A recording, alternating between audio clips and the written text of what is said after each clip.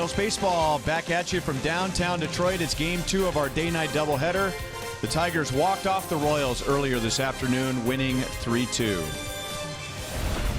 Hi, everyone. Welcome back to the ballpark with Rex Hudler. I'm Ryan Lefevre. And while the baseball season can be a grind, sometimes it's refreshing when a player doesn't have to stew very long after a tough loss.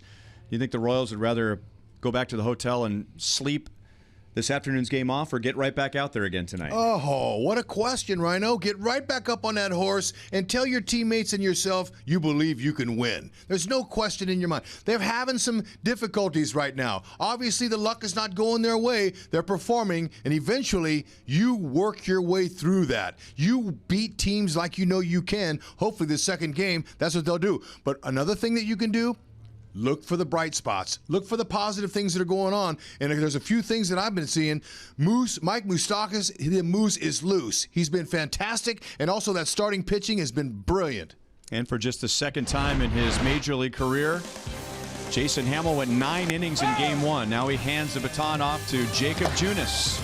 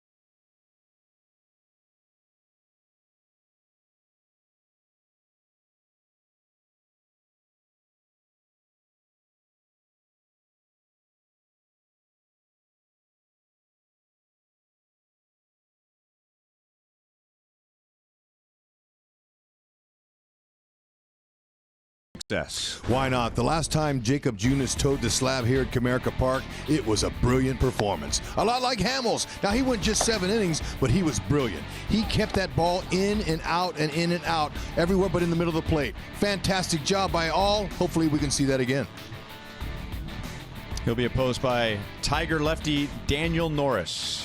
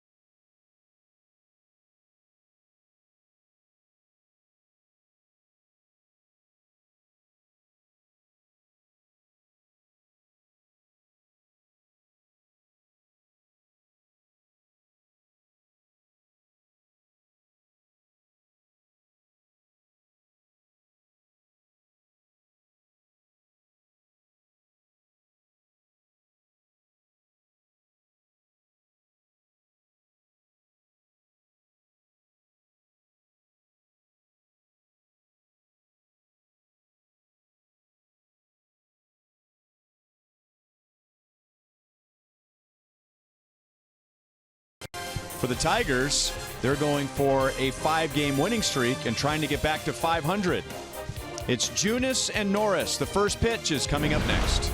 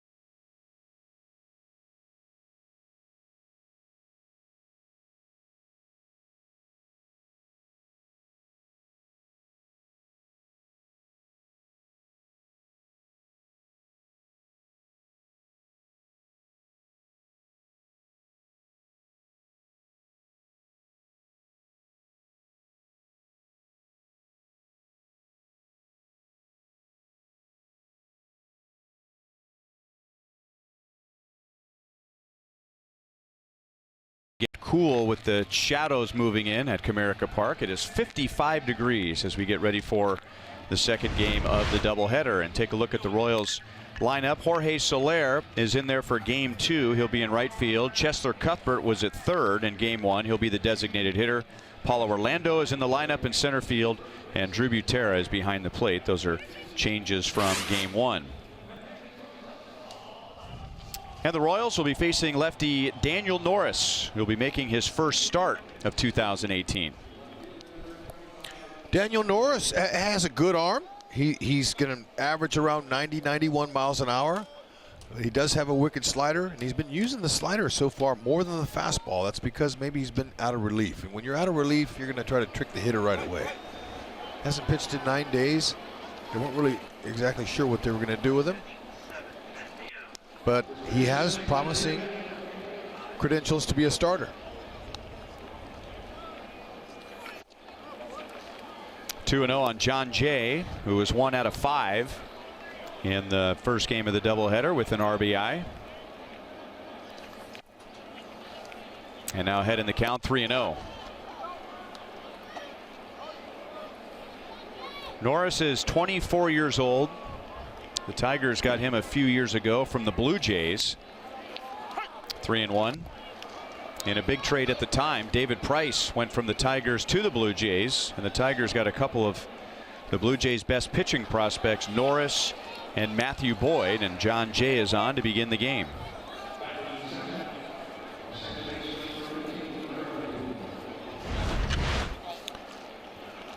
Defensively, the Tigers are going with a young left fielder, Victor Reyes. Jacoby Jones, the star of game 1, is in center, and Castellanos is playing right field. Goodrum getting a start out in right, or excuse me, at first base. Machado second, Iglesias short, Candelario at third. There's a fastball strike to Whit Merrifield. He had 3 hits in game 1, and he was on to begin the top of the 10th inning, and he ended up advancing all the way to third with 2 outs, but the Royals could not get him home. It was a 1-run game with the Tigers winning 3-2, But the Royals had 6 more hits than the Tigers, and they left 7 more runners on base. Oh, got to find somebody to step up, drive the bus. Right now, nobody's driving.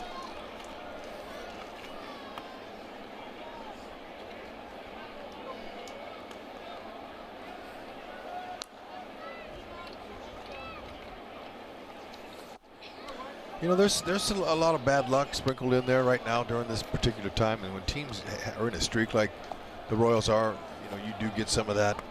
Like that Ryan Goins facing the left-hand pitcher line a shot to the second baseman. You know, would have given the Royals the lead. He hits that 2 feet to his right or left. Royals win the game. It's just one of those areas they're in right now. They clearly have to do a little bit better to win games, and yet at the same time, you don't want guys out there trying to do more. Right. Witt is down on strikes, a fastball at 88, and there's one down. And now Mike Moustakas, he extended his hitting streak to 11 games with a 2-out 6th inning home run in game 1. And here are his numbers in our Kubota Power Stats. Moose has been really good on the off-speed pitches this year. He's finding a way to stick them. And that was a mistake he capitalized on big time there from Fulmer. Got him to chase one up. And it drives Reyes all the way to the track. John Jay thought that had a chance to either go out or hit the wall, and he had gotten all the way to second base and had to hustle back. Well, obviously, if the sun's not affecting Reyes, or he'd have his glasses on. But it looks to me like it could be a problem in left right now.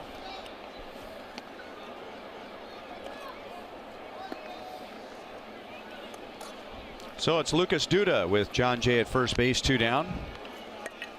Lucas was 1 for 5 in game 1. Curveball's down and in, ball 1.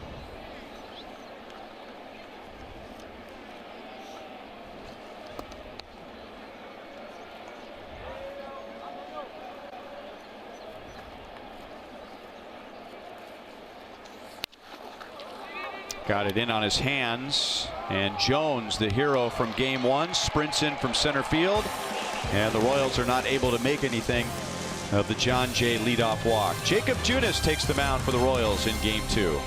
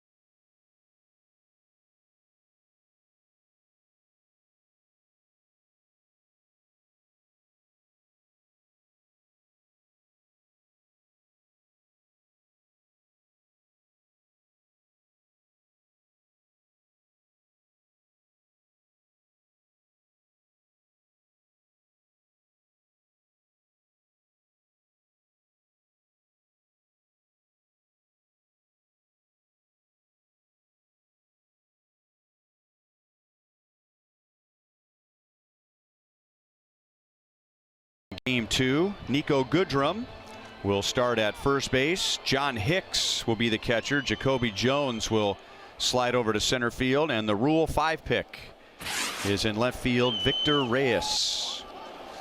And Jacob Junis is in for a strike to Dixon Machado. He drove in one of the Tigers' 3 runs in game 1 with a sacrifice fly. 1 ball, 1 strike. And Jacob Junis, in his first 3 starts, has a 1.93 ERA. Nicely done. Junis, April 3rd, when he was towing the slab here last, is what he used. A lot of two-seam fastballs down the zone, working the corners, using the defense just like this.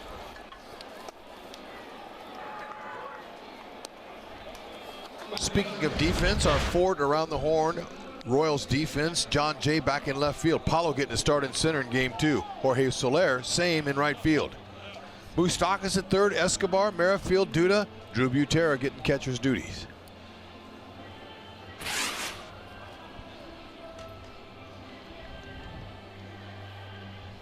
That was the first start for Jacob Junis in the major leagues, not allowing a run when he pitched here at Tiger Stadium. And that was in the middle of 16 consecutive scoreless innings for him. That was the 3rd longest in Royals history for a starter.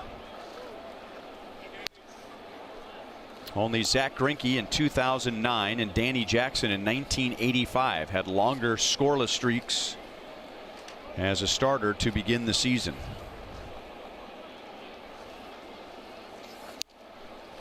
One and two on Candelario.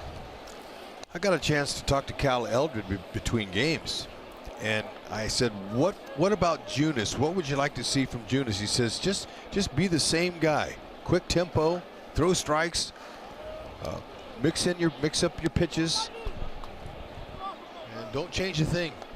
He says he made a few mistakes with some fastballs in his last outing and got some homers hit off him, but look, that's going to happen. And especially the way that Angels lineup was swinging the bat. I mean, it's not a good looking line. 4 earned runs in 4 2/3, but he struck out 7. He did allow 3 home runs, but the Angels didn't have 1 runner in scoring position all game. So it's not like he was getting knocked all over Kauffman Stadium. But when he did make a mistake, the Angels hit it out of the ballpark. No, they were hot. They were a hot offense.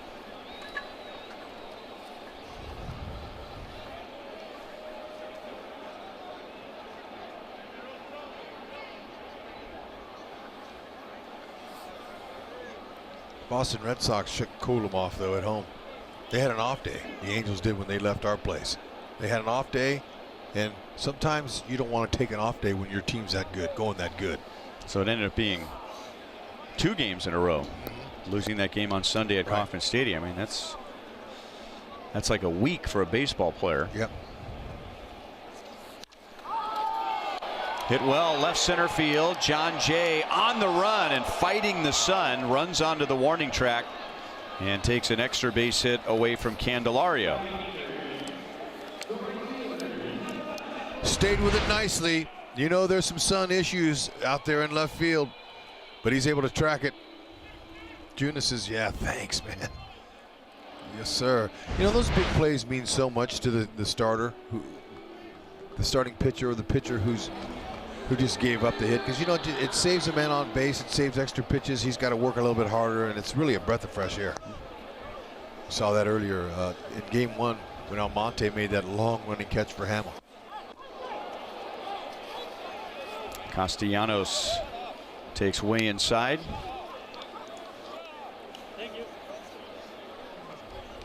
Castellanos is having some fun with someone in his dugout yelling, "Shut up." Yeah, over the dugout. Probably we're yelling at him, too bad you didn't get hit.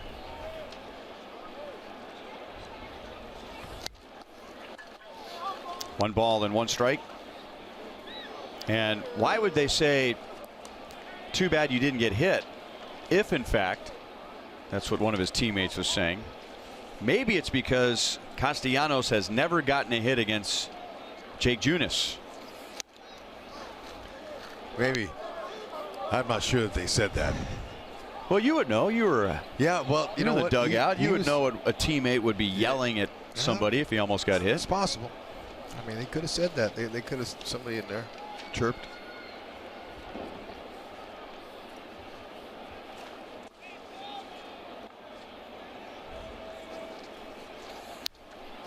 Stayed with the fastball. Still 1-2. So Junis brings a 1.93 ERA into the game tonight. Time for Lowe's whole team together. The Royals starting rotation has the 5th lowest ERA in the American League. Junis has the lowest of the Royals, then Ian Kennedy. Jason Hamill drove his ERA down to 3.2 after his effort in game 1. And now Junis has a 1-2-3 bottom of the first inning. Castellanos is now 0 for 8 against Jake Junis.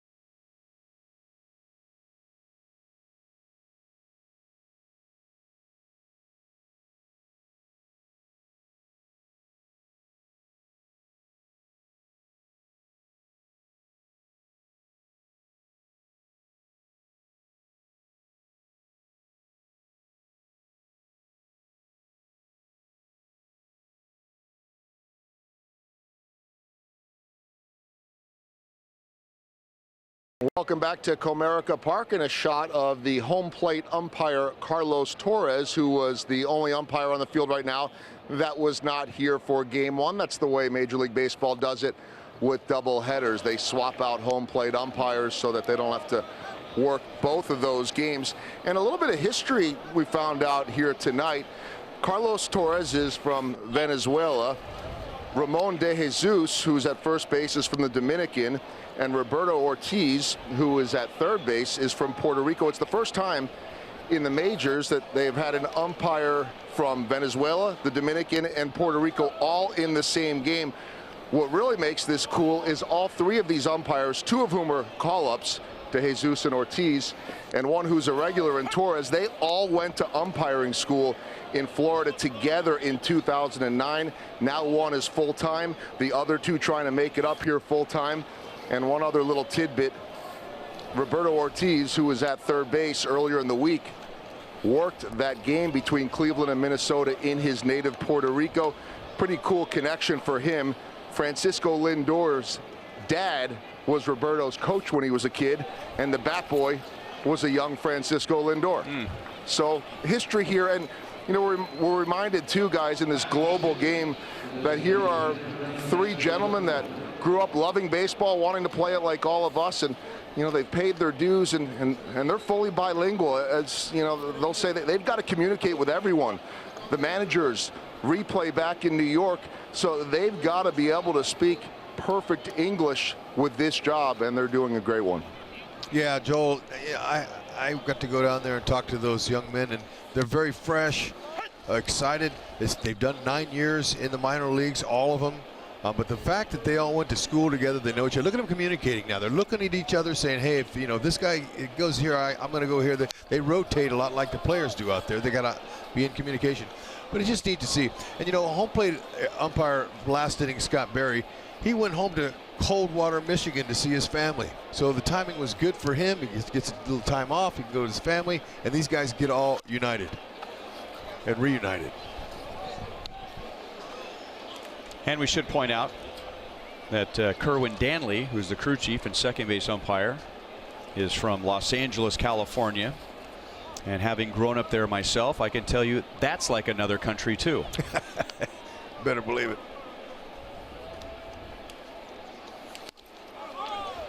Norris climbs the ladder on Chesler Cuthbert.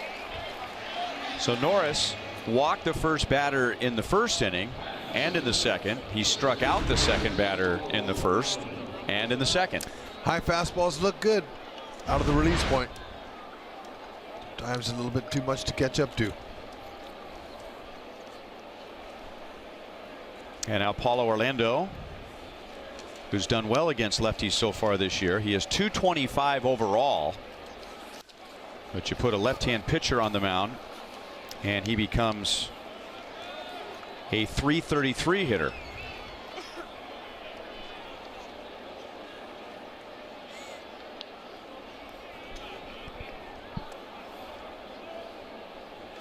Ball coming into you is a little bit easier to square up. But Paulo, he has some really good ability to go to the other field. Except for that one there. He turned on that pitch. He hit it out.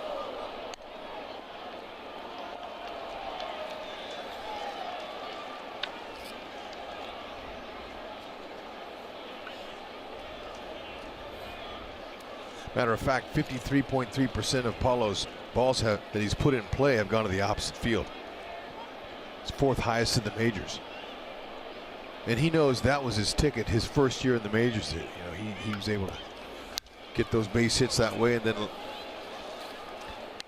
2 seasons before, the season before last year, majority of his hits were all up the middle. And he finished that year hitting over 300, but in the middle of August he was hitting over 330. Breakout year for him.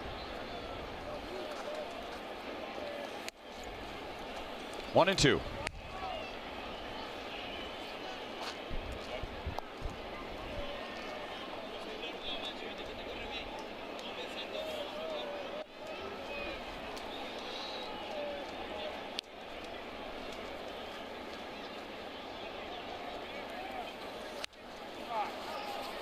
Still 1 ball, 2 strikes.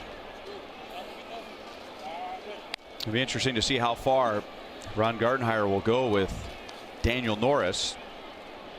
It could be a game where his bullpen is heavily involved. Ron Gardenhire. Hud mentioned Norris is working on 9 days rest, and he only went 3 innings last time out. He has not made a start yet this year. Castellanos in right field makes the play. 2 down. And now Alcides Escobar. He takes on Daniel Norris by AARP. Esky is a .500 hitter in 16 at-bats against Norris with a home run. The Royals last year saw Daniel Norris 3 times, and Norris's ERA against the Royals was over 5.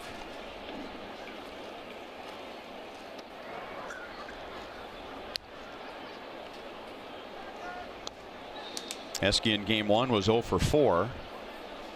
He did score the tying run in the 7th inning.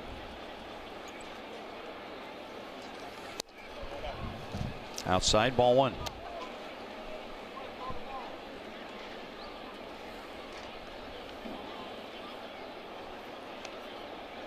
He came very close to putting the Royals ahead in the 9th inning.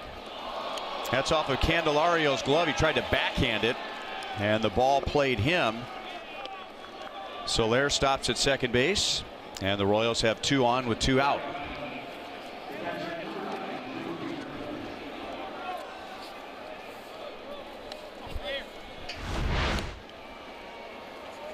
Guys, your fielders on the left side get a lot more action when you got a left-hander pitching to a right-handed dominated lineup. Now, looks like he played this into the backhand. I don't know if he could have gotten in front of it or not, but what yeah, that's an error. He went at that almost like he didn't see it. Now, he's not going to lose a ball like that in the lights. It was too low, but sometimes you get a couple of fans that are sitting next to each other behind the first base dugout that have white shirts on, and you can lose the ball in the fans. Or he just misplayed it. If that's possible. Especially in the summertime when there's more white in the stands. There's more t-shirts.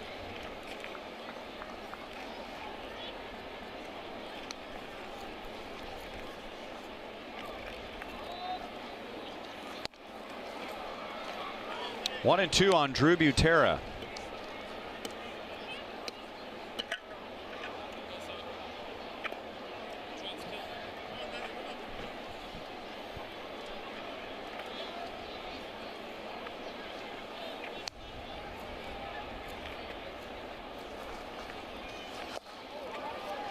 Two and two.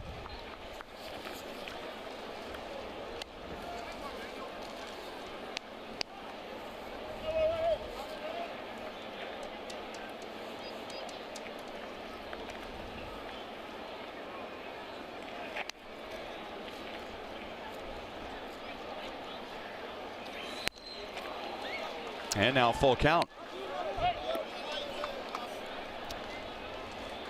John Hicks, he's catching. Just reminding the infielders that 3-2 count, the runners will be going the plays at first. Drew knows that, looking for a heater here. And the bases are loaded, so Butera comes back from 0-2. The Royals have the 3 base runners without a walk, or without a base hit, I should say. 2 walks and an error. And now Norris has already walked 3. He walked John Jay to begin the game, and now here's Jay with the bases loaded. Gardenhire, if he had his way, he would have sent Norris to the minors and get him stretched out. But they got rained out. He was a serviceable lefty out of the pen. There was a rain out, and then they just said, you know what, let's just keep him here and we'll go as long as we can go with him. But they'd like to send him to the minors to get him all stretched out and bring him up as a starter, because they want to develop starters. But the time hasn't happened yet. But if it depends on how this outing goes and what they do in the future, what they're going to do with him. But you know, the logical thing is, if you want to develop pitching, you got to go down and let him pitch, stretch him out. 1-2 on John Jay.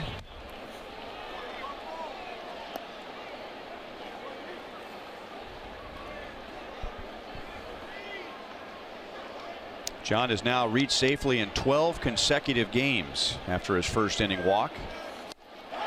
And Norris got him with a high fastball. So the Royals again have base runners. They load the bases without a hit, but come up empty in the second inning.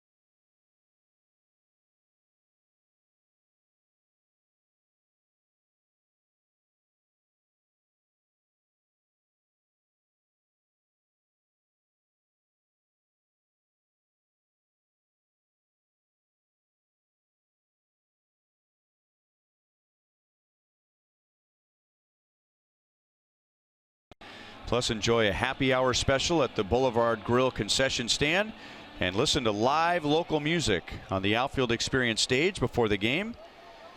Come check out Katie Guillen and the girls. That's this Wednesday with the Milwaukee Brewers in town. Nice. Royals.com/student night for the full list of bands and for tickets. Victor Martinez, then Nico Goodrum and John Hicks coming up against Jacob Junis. 0-2 on Victor Martinez. He was 0 for 4 in game 1. Putting an end to a stretch of games where he had reached base safely at 13 in a row. And now routine fly ball to left. John Jay takes care of it. 1 down.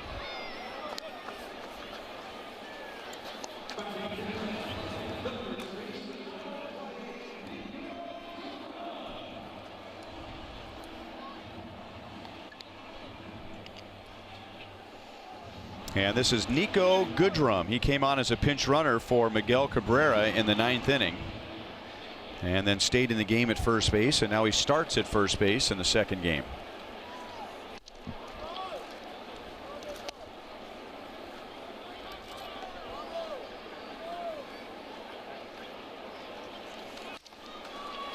Up the middle, Escobar was over on the right side, so that's a 6-3 ground out.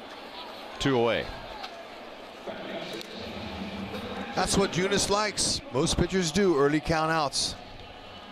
Filling the strike zone with strikes, a lot like Hamill did. But what an impressive outing by him. He had an hour or so to digest what he did out there and the way he worked. He worked quickly. That's the best I've ever seen him pitch. I wondered if Ned would feel that way, but I definitely talked to Cal Eldred, and he said it was perfect. He was a dream. He was able to repeat his mechanics. You know, you hear that term a lot. Sometimes when a pitcher misses with his location, his mechanics aren't right. He did everything right. He stayed right on his course. Very impressed with that work. And it's not easy to do at 6'6".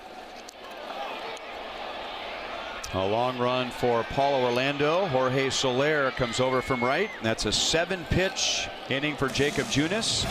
He has set down the first 6 Tigers tonight.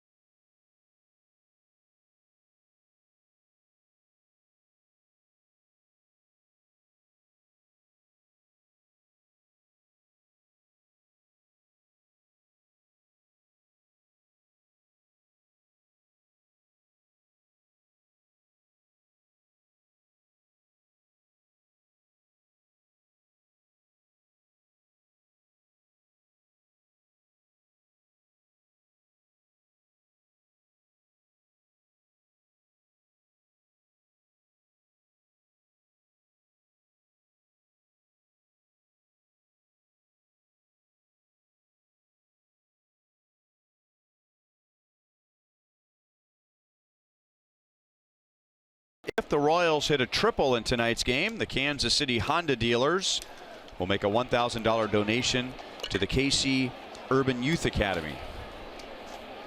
This is a park to do it in, and this hitter could do it right here. Whitley stepping in. 420 straightaway center field.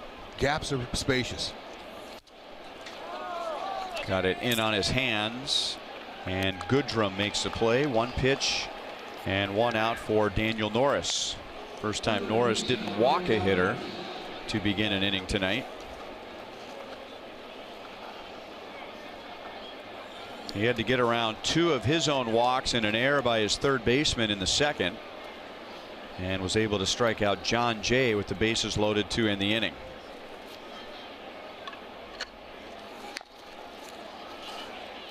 Fouled at the plate by Mike Moustakas. He drove Victor Reyes, the Tiger left fielder, to the warning track in the first inning for a flyout.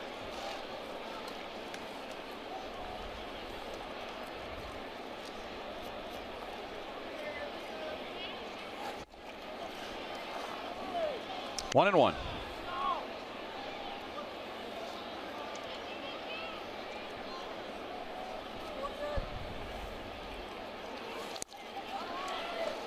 One and two.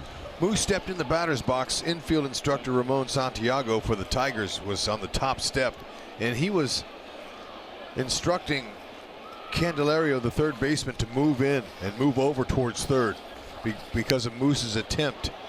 As you see, they're getting some instruction from in there because of, Moose's. So they moved it, but now with 2 strikes, they went back to all pull. And really, this is the count where Moose likes to go to left field. He does not try to pull with 2 strikes anymore. That's part of him becoming a complete hitter.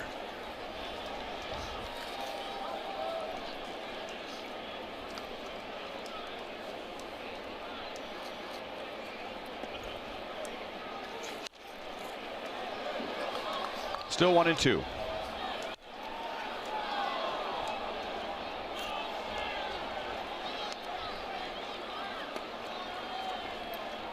Norris working quickly.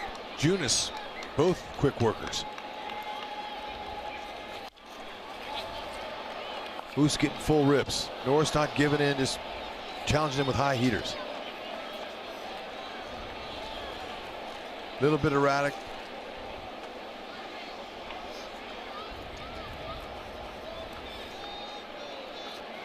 Moose likes the breaking balls. Oof. Couldn't quite wait on that one. That was a slow curve.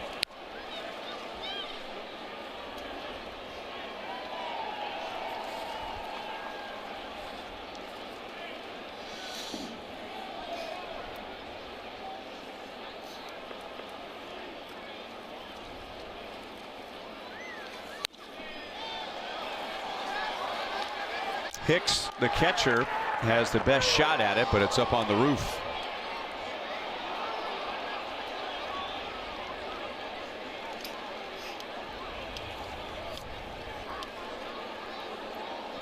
Yep, Candelario, the third baseman, is way in the shortstop position. It's a long run.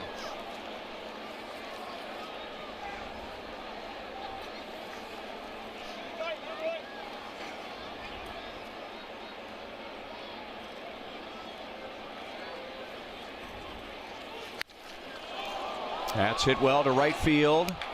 Hooking into the corner. Foul.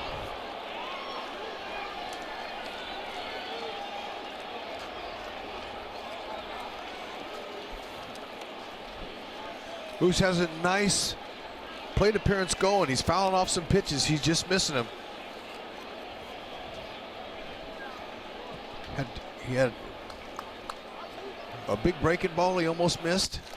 I mean, he almost just hit right at him. Another hard hit ball. That's the shortstop Iglesias over on the right side. 2 down. It was an 11 pitch at bat with 7 foul balls in a row at one point. Hey, Royals fans, if you can't catch a game on TV, you can stream games live on your mobile device. Download the Fox Sports Go app, log in, and stream the Royals. It's presented by T-Mobile.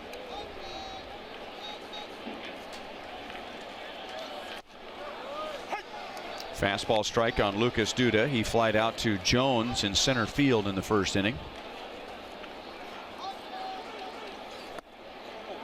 Lays off the slow curveball. 1 ball, 1 strike.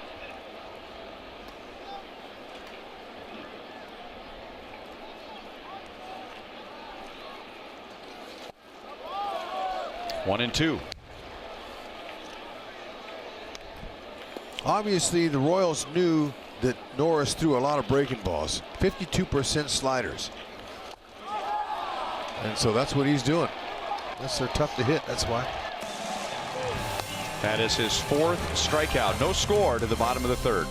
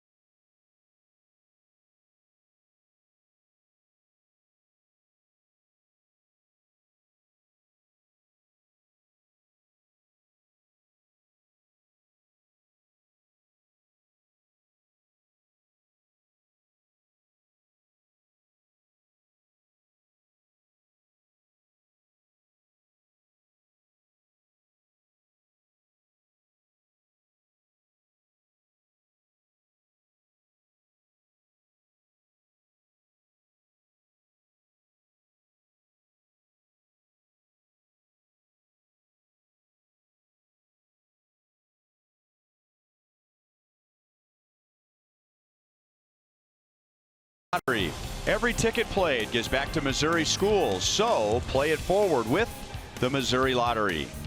And by Chevrolet, the most awarded and fastest growing brand the last 4 years overall. Find yours at your Kansas City area Chevy dealers.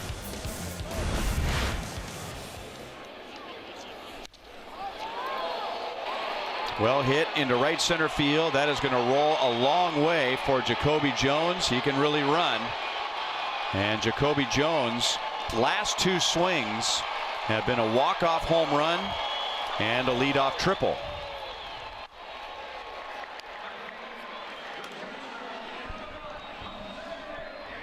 Perfect approach. Look, he picked the right pitch, first one, and it was a fastball right down the middle at 91. Junis trying to get me over fastball for strike 1, and that's lots of times, and hitters are ready for that pitch. Good swing, bottom hand in. Hit the inside part of the base. Watch his little skipping here. Woohoo! He's happy. Look at his teammates. They got a kick out of that. He is going good.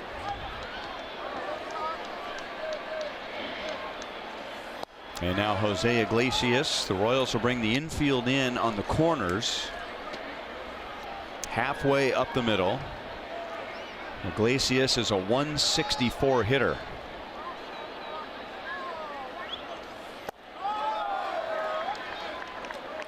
No swing, 2-0. He was 0 for 3 in game 1 with a strikeout.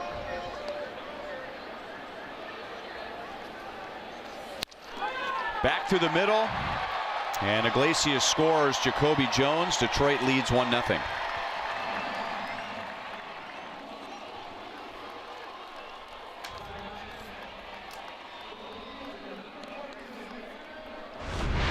That's the idea. You got the infield drawn in. You want to try to hit the ball right back up the box because that's the biggest hole. And I don't know, Junis is going, how'd that miss me? I mean, it's just amazing how that ball can find a hole right between the pitcher's legs or right by him.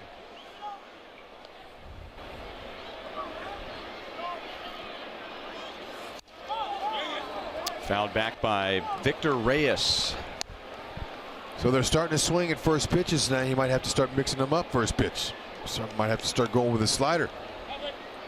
Victor Reyes, a nice switch hitter. Could play all 3 outfield positions. A little bit of gap power. Doesn't really have a big home run power, but he's a big kid. 6'3", 200.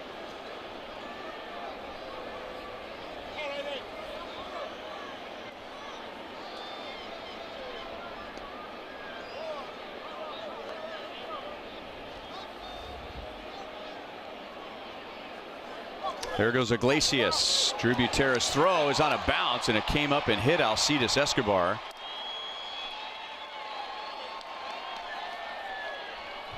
So Iglesias is at second base with nobody out.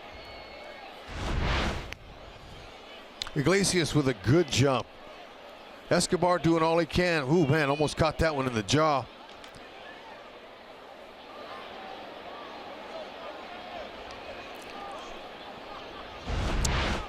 You know, I've been watching Escobar take throws this season, and it seems to me that Escobar is up and close to the pitcher when he could be in back of the base and straddling the bag and catching the ball and applying the tag straight down instead of catching it out front and sweeping the tag.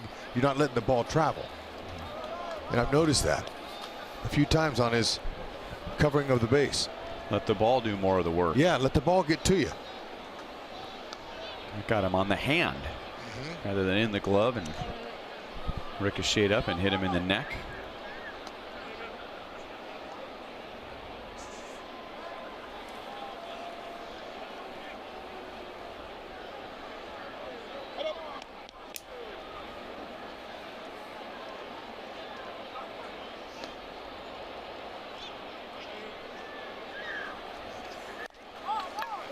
Back to Junis. He will look Iglesias back to second base, and he throws out Reyes, one down.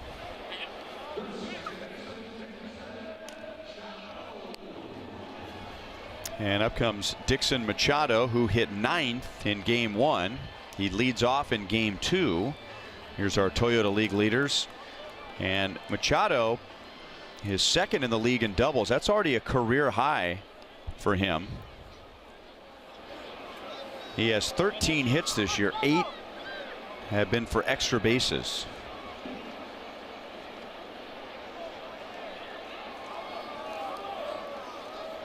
And this is a guy, Machado, who is filled out since becoming a professional 10 years ago. He was 130 pounds when the Tigers first signed him. Wow.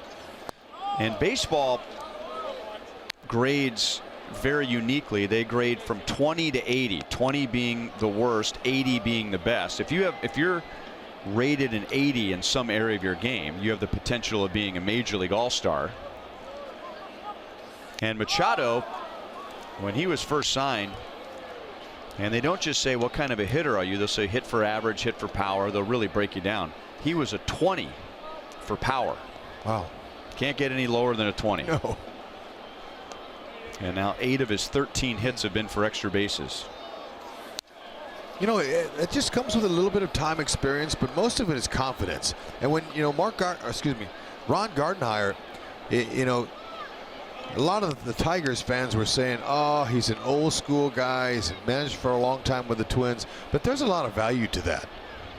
Gardenhire, he managed for a long time for a reason. And there wasn't exactly young veterans on the Minnesota Twins. He's good at developing. Now,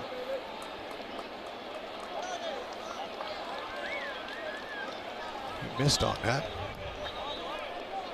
And Iglesias advanced to third base. I don't know if looked like a Machado hit the ball, but obviously not. Drew got crossed up, maybe. Yeah, he did. Ooh. You know, I thought it looked like a foul ball, but I could see home plate umpire Carlos Torres was pointing. Anyway, with 1 out, that's too bad. That puts him a little bit closer to score with less than 2. Now Machado can shorten up. But anyway, I was just talking about, you know, Gardenhire, he has skills to help this kid. And also Lloyd McClendon is his hitting coach. And Lloyd's a veteran guy as well. And he was talking about, he reinforces the positive. Always talking the positive. Don't let the failure of baseball get you down. Back to the middle again. This one not hit hard enough. Escobar is able to cut it off. So Iglesias is still at third base with 2 outs.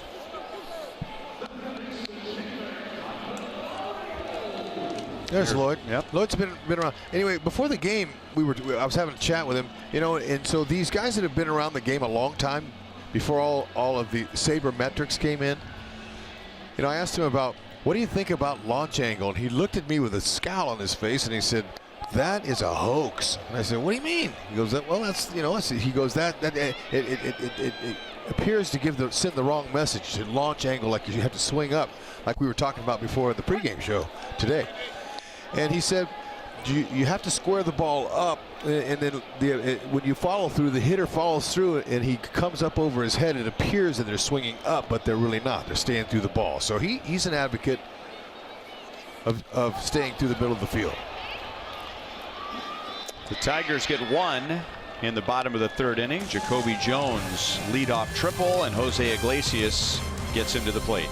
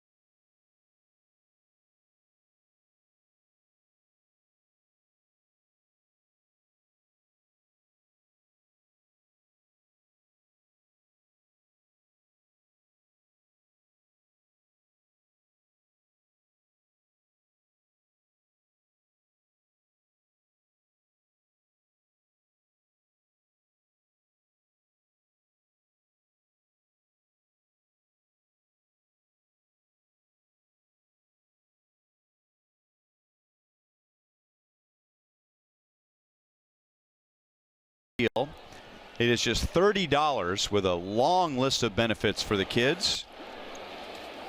First of all, the kids will get a Royals jersey, a Blue Crew jersey, a flat bill snapback cap. And if you're like some parents, you're saying, well, what does that mean? Trust me, that's what the kids are wearing today.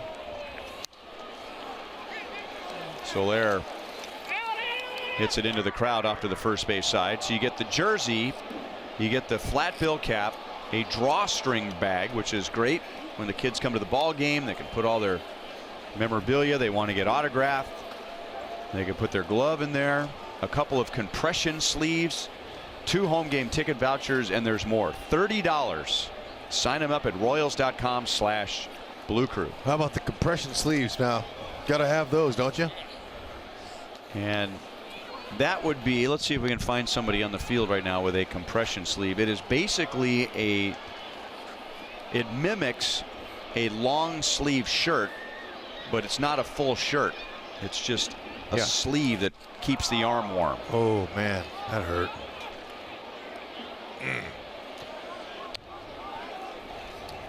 You know, and there's a lot of players that wear them, but you can't really tell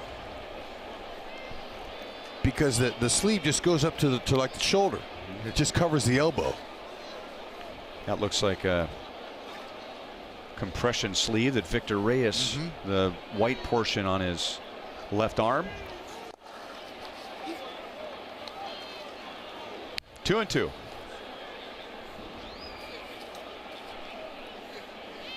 Hard to imagine Soler being able to hit the ball off of his shin. He's got that covered. He's got that white guard on there. Oh, nice. There's a rifle shot. Soler is on to lead off an inning for the second time tonight. He had walked in the second, and now he has a double.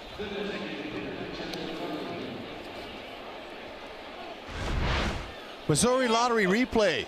Trying to get in on him. That ball's down out over the middle of the plate, and he's on it. That ball was hit hard, too. His swing remind you at all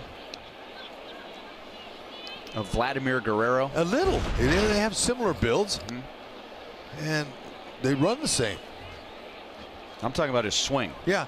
Well, it was hard. Vladdy's swing changed from swing to swing, so it was really hard to get any consistency out of that. But I know what you're saying. It's Just similar. I mean, I don't want to say it's a long swing, but I mean, he gets extension and he just whips it through the strike zone. There's some violence And to it. there's a lot of lower body involved as well. Yep. Cuthbert was not able to get him over to third base.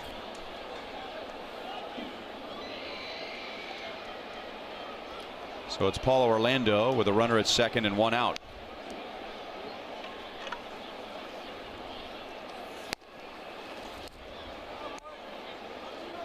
Paulo flied out to right field in the second inning.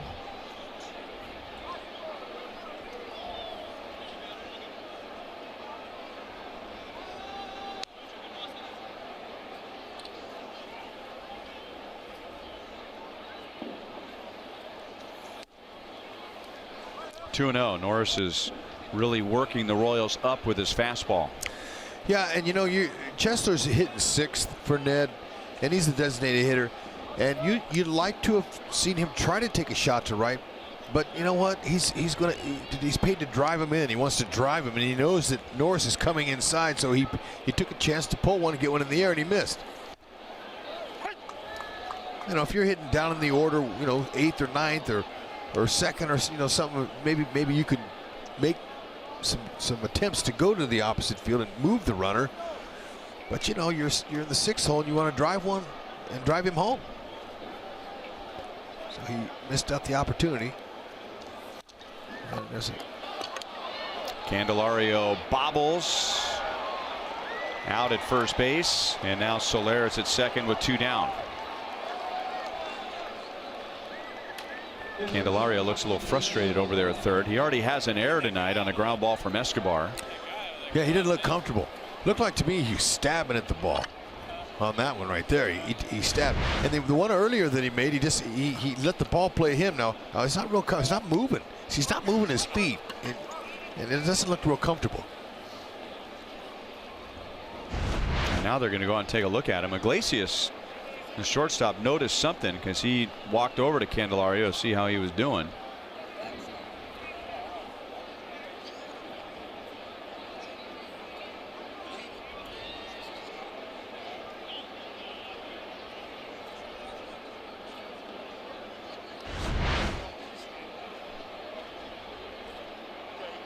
It's a reaction position.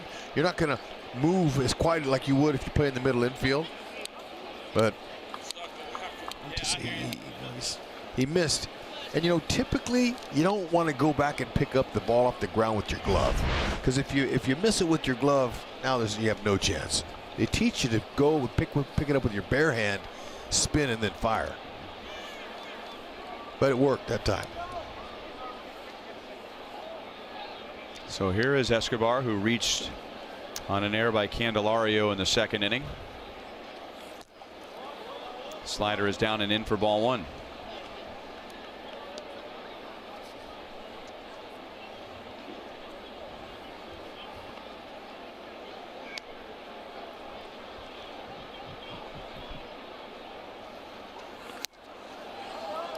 One ball and one strike.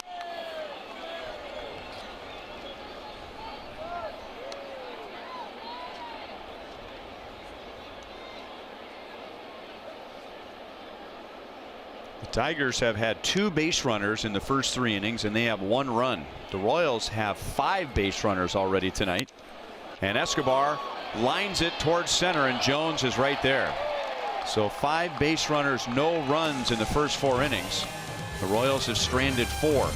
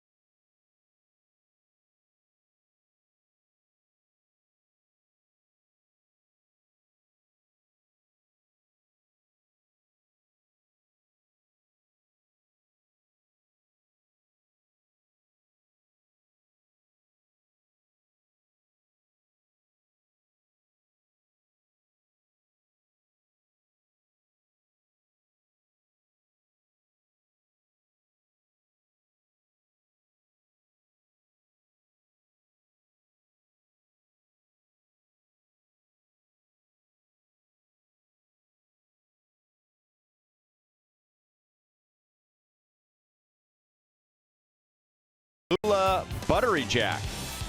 Part of the Buttery Jack family. Only at Jack in the Box.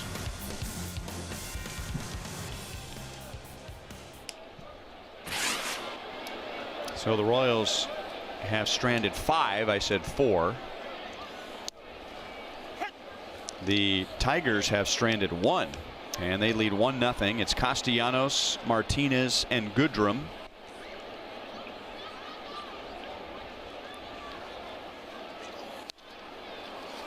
Oh, 2 on Castellanos. He struck out against Junis in the first inning.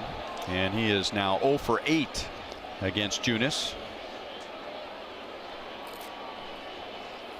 Jacoby Jones led off the 3rd inning with a triple. And Jose Iglesias singled him home.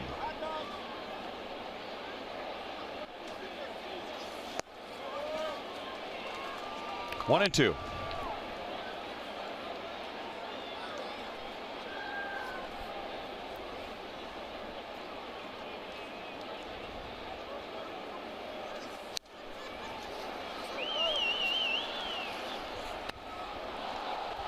Castellanos looks like he's a little indecisive too, swinging the bat. He doesn't look real confident. Well, the sliders though, those will do it to you. Those are tough pitches to square up. Junis is putting it right where he wants it.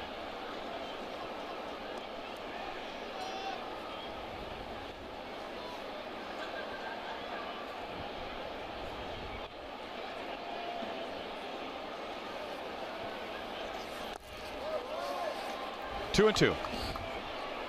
Watching Butera move in, that's a good time to try to get the hitter looking in for a jam shot. He's not afraid to hit batters. He's got 3 hit batters this year, Junis, and he had 9 last year. Good spot.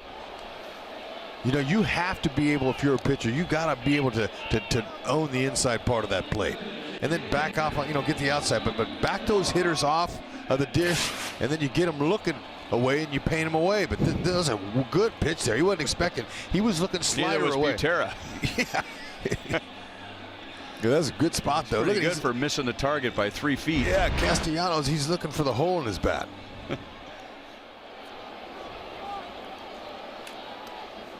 Drew's probably saying, that's right, that's where I wanted it. Well, if it was a miss, it was a good miss.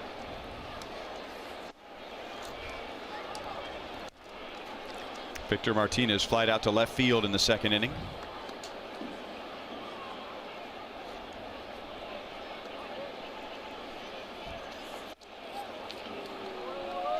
Two balls, no strikes.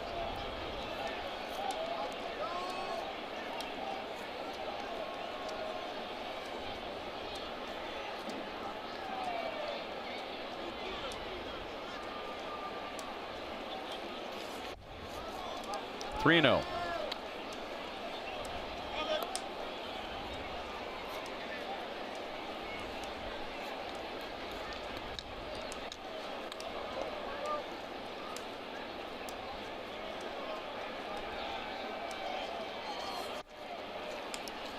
Martinez is on with a 4-pitch walk.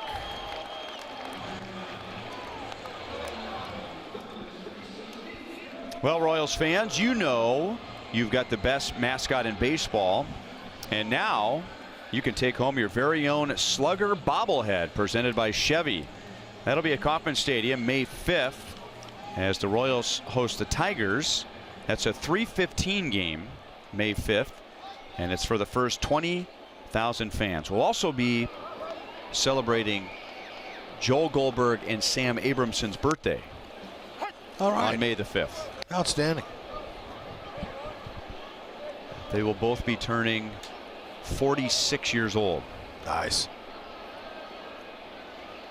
1 on 1 out for Nico Goodrum. 0-2.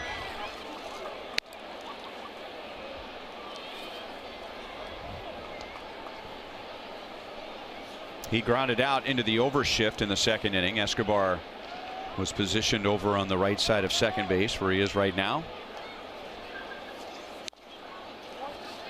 Right to first base coach Ramon Santiago. I did take a double take when I wrote down Santiago as the first base coach. It seems like he was just playing last year. Yeah, it does. A lot like Mitch Meyer.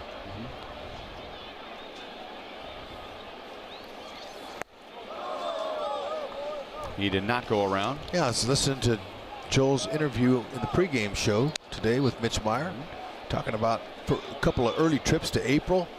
Got a chance to go home and see his kids that are in school. You know, once they get out, they'll all go to the K or go to Kansas City, and spend the summer with them. But said it's nice to get there, be home.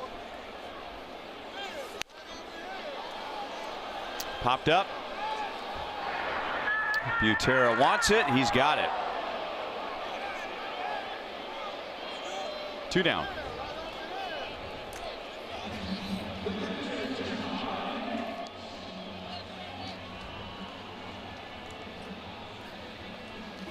Ramon Santiago was in the big leagues just 4 years ago.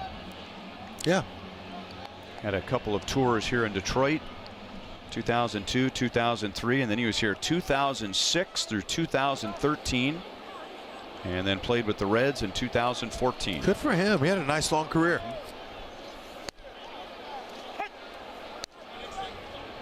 John Hicks takes a strike. He flied out to right field in the second inning.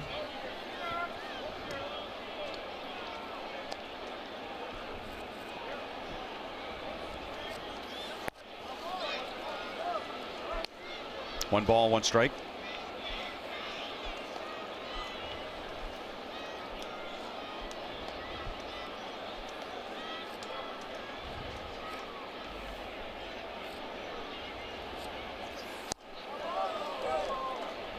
Two and one on Hicks.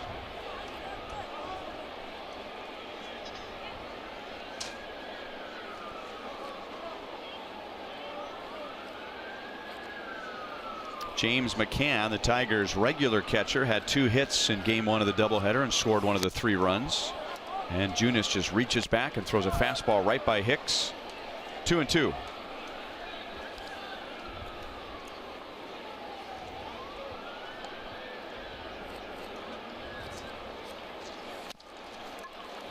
Up to the middle, Escobar right near second base, flips to Merrifield.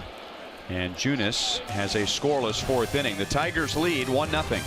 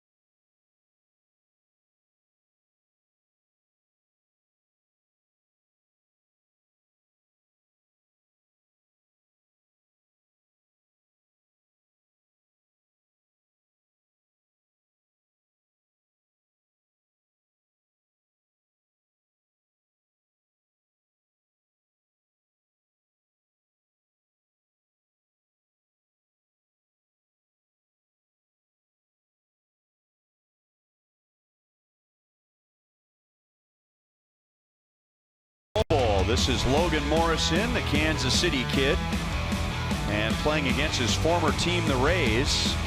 And he homers against Chris Archer. Minnesota just played that series in Puerto Rico with the Indians, and now they're in St. Petersburg, and that's Logan Morrison's first home run of the season. 1-0 Tigers on a Jose Iglesias RBI. Drew Butera, John Jay, and Whit Merrifield are coming up in the 5th inning against Daniel Norris.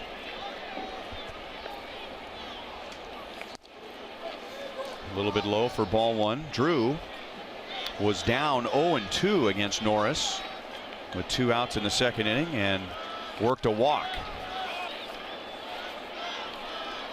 Royals have had scoring opportunities already tonight. They got a leadoff walk in the first inning, a leadoff walk in the second, and they eventually loaded the bases with 2 outs in the second inning and had a leadoff double in the fourth. So they haven't been able to make anything of that and score any runs, although I'm sure Tiger fans who are watching the game tonight are talking about what a great job Norris has done with men on base. That is Norris's 5th strikeout, 1 down in the 5th inning. He's burying the slider. Time for our sprint trivia question. On this day in 1983, George Brett hit 3 home runs in Detroit. Name the last 4 Royals with a 3 home run game. I remember. I think Kendrys Morales did here it right in Detroit. Did he do it here in Yes. Detroit?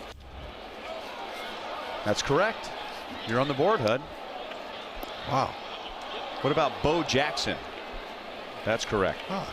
So we're both on the board. There was another one too. Royals did recently. Okay. Yeah. You care to share that one with us? I'm thinking. Okay. Trying to figure out who it was. I mean, like. John Jay grounds back to the mound, 2 away.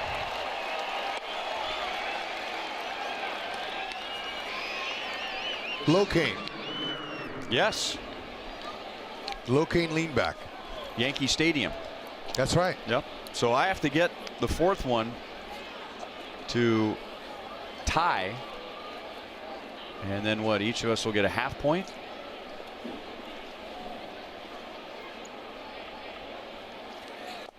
Ball 1 on Whit Merrifield. He is 0 for 2.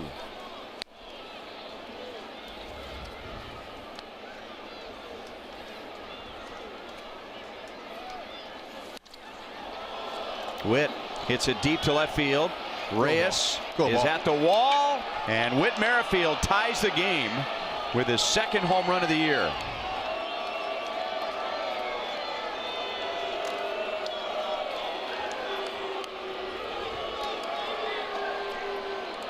Go ahead, Whitley. What you call that? Our Jeep drive of the game is Whitley's 2nd, belt high. Good extension.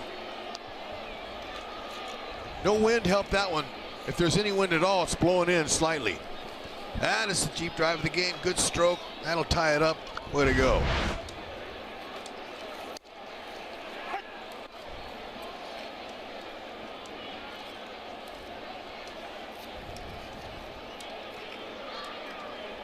Some guys use 2 hands. Some have a 1-hand takeoff and follow through, like Whitley.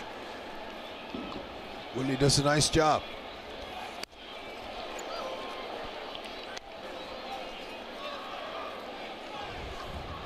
Look at the guard there. The guard's giving Whitley some tips. Did you see that? Now Mike Moustakas hits a rope into center field. So his hitting streak is to 12 games. Nicely done. I'll throw on top of that a frozen rope. That was nice. Slider.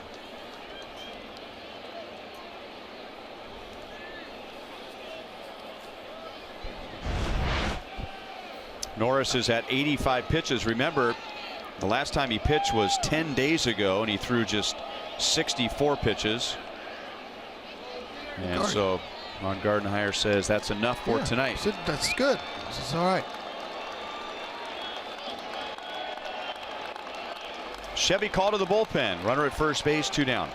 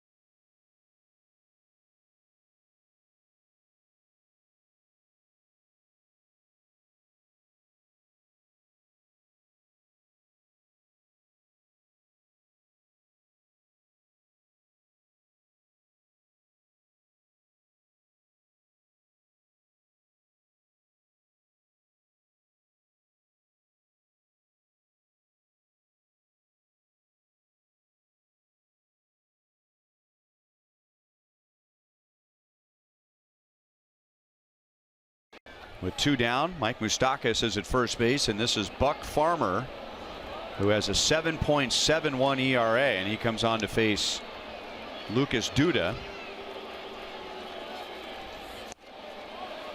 He's got a fastball at 94 for a strike. firm fastball. He's low to mid, maybe a little bit more than mid 90s fastball. He'll two-seam sink it, slider, and a change. Fastball looks straight. Find a gap. 1-1. Big guy too. 6'4", 225.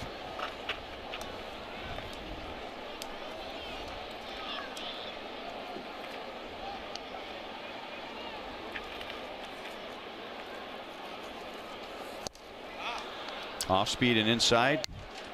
2 balls and 1 strike.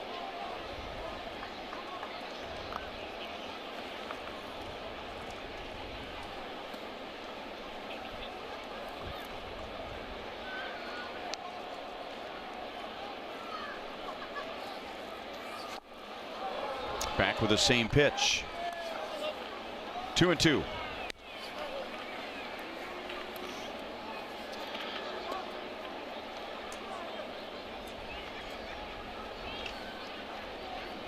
That changeup has some pretty good fading action, especially coming after that fastball.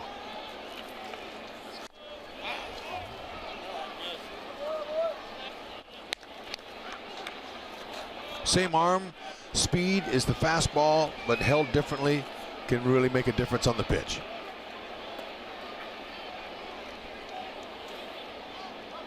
Changing speed's what it's all about. Locating is the premium object.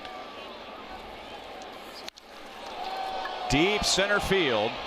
Jones is back, and he's got it. Man, that's out of just about any other ballpark except this one. It's 420 to straightaway center field. The ballpark did not hold Whit Merrifield.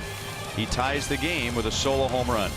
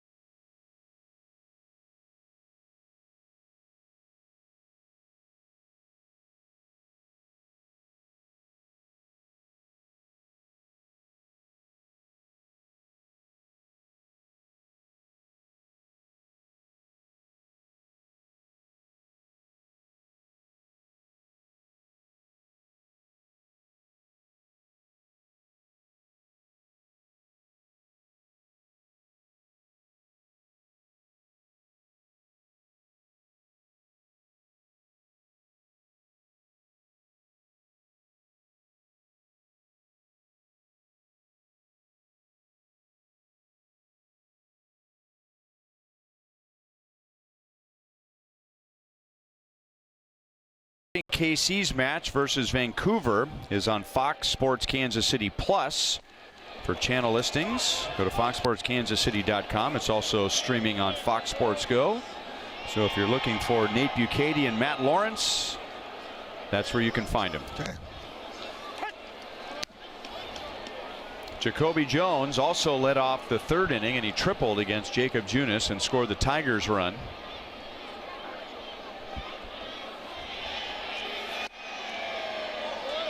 Good moving fastball, 1-2 on Jones, and all Jacoby Jones needs to do is prove that he can hit at the major league level. He's hitting .323 right now with an OPS over 900. Hit that one off the end of the bat Paulo is there to make the catch. He is a great athlete, big, strong, runs well. He is an outstanding defender, but hasn't produced much at the plate yet in his young major league career. Yep.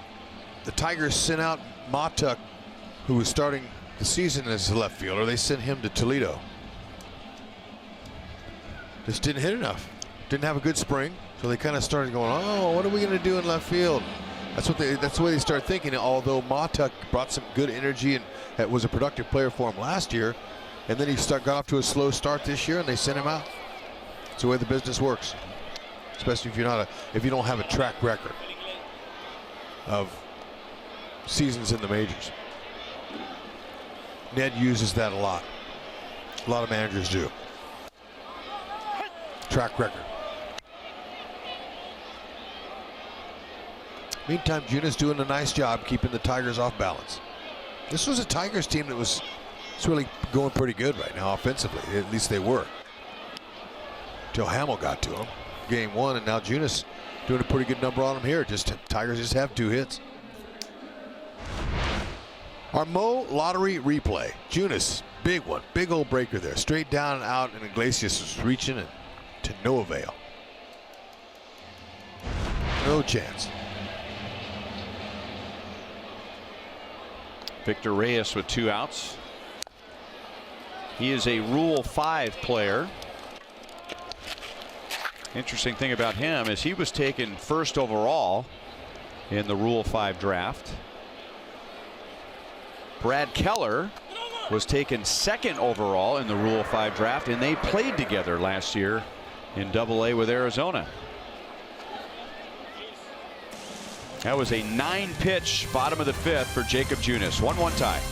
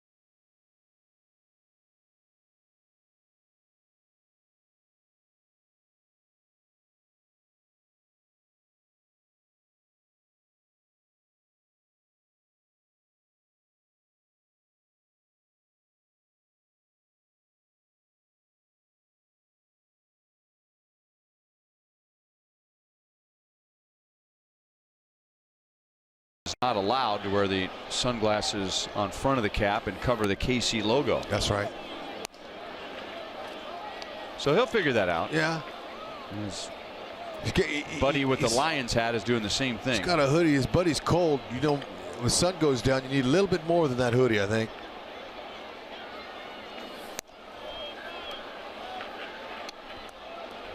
Two 2-0 on Jorge Soler, leading off our Sonic Slam inning. Our contestant is Vaughn Landers from Independence, Missouri.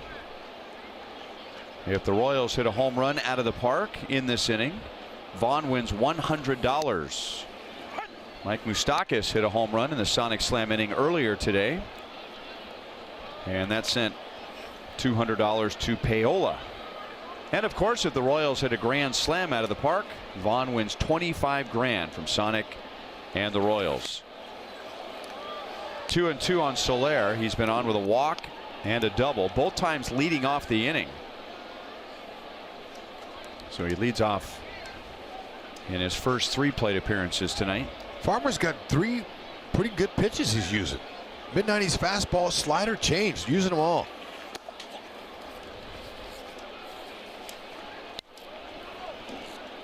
When you get a guy like that who's mixing them well, you pretty much look heater until you have to get a little more defensive. But 3-2 here, you got to believe a guy that has that kind of fastball would use it. Look for it. Got it. Just missed it.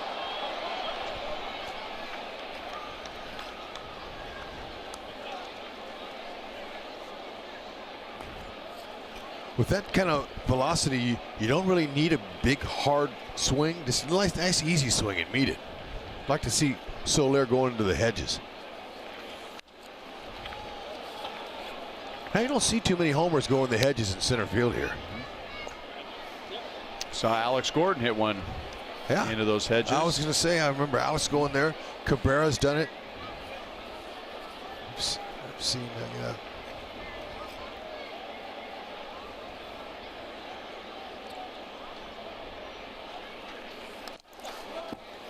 Well, Soler has been a pretty good leadoff man tonight. He has been on base all 3 times he has come up, all leading off an inning.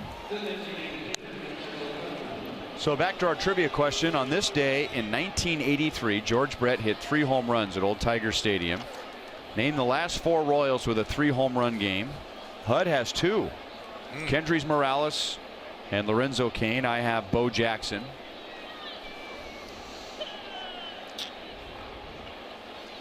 Not necessarily. No, I mean, what do you mean? Well, our producer Kevin Cedergren said it's my guess now, but you could clinch the thing if you came up with another one. What about Danny Tartable? Oh, wow. Where'd that come from? I don't know. The Bull.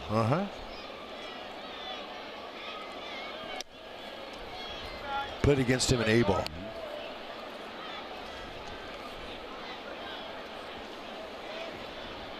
He was like playing against your dad. He was a man. Yeah. The rest of us were like teenagers. I remember, here's the leaderboard.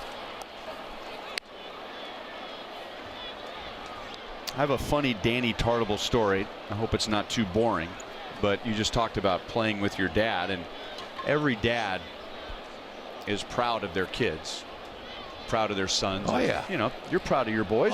They play baseball, and excited. It's good just to see them out there playing, right?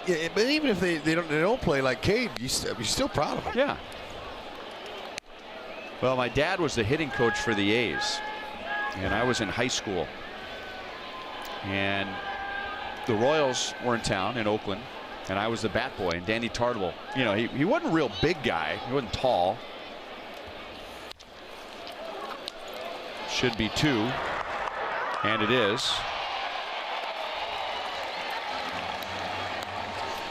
So, you know, he wasn't big as like weight was. He wasn't like 250 pounds or 6'4" or something like that. But I mean, he wasn't Lucas Duda. No, but he was put together. Oh sure. And so, you know, I was working with my dad a lot in the batting cage, and we were watching Danny Tartable hit, and I was just going, wow, look at this guy. He held the bat up above his head. He took a pass to the ball, didn't he? Yeah, he did. It was very impressive. And I was just sitting there, wow, look at this guy. He's, man. And my dad said to me, you could hit a ball like that someday. And I remember that was the first time where I realized, you know what? Really? Sometimes our parents are exaggerating a bit, yeah. Or really full of malarkey. Right. Yeah, so every time I think of Danny Tartable, I think about my proud father telling me I could hit a ball like that someday. Gotta love that. Yeah, I know. So that's encouragement. If you're watching, Dad, I love you. That's encouragement, though. You know what? Hey, I like that. What the heck? He just made me question every positive thing he said about me after that. I wondered, does he really mean that? No, I don't know if he really means that. You need that. A lot of kids need some reinforcement. And maybe Yeah, he but you don't believed- want to lie to your No, child. but maybe he believed it. You were just in high school. He knew you were a player. Royals get a leadoff walk in the 6th inning.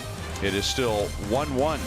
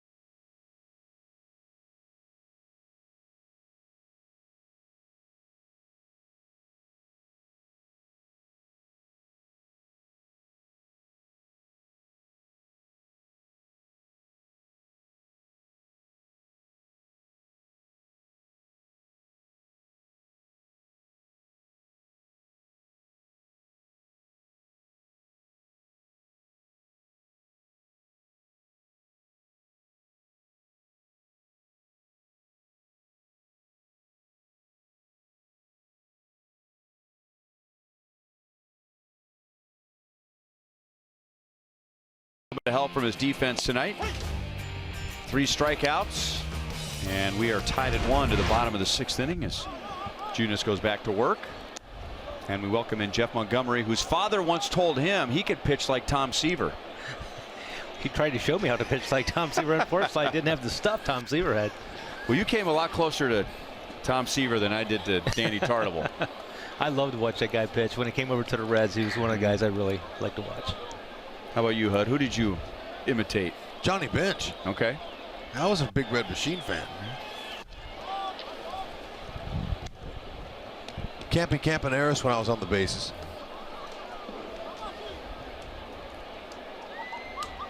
Dixon Machado is grounded out to short and grounded out to third. Monty, before the game 2 today, I talked with Eldred, pitching coach, about Junis. What do you want to see out of him? He said the same guy. What are you seeing? Well, he's a guy that goes out and competes. There's no doubt about it. And he's not afraid of challenging hitters. He trusts his stuff. He's in the strike zone. And he's just a guy that, you know, he's got a good feel for the game at a very young age. 1 down in the bottom of the 6th. And I think a lot of younger pitchers could learn a lot by watching Jacob Junis pitch, because he understands what his stuff's all about. He doesn't try to overthrow it.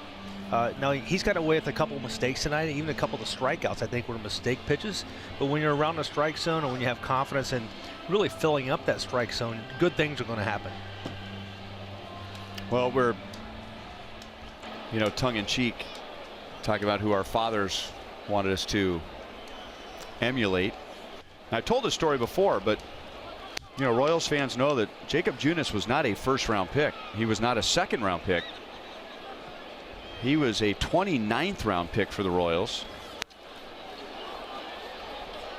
John Jay again in left field, and he makes a play. And when the Royals drafted him, Lonnie Goldberg, the Royals scouting director, told Jake, "You remind me of Corey Kluber," who was a very young pitcher at the time. This is not the Cy Young Corey Kluber.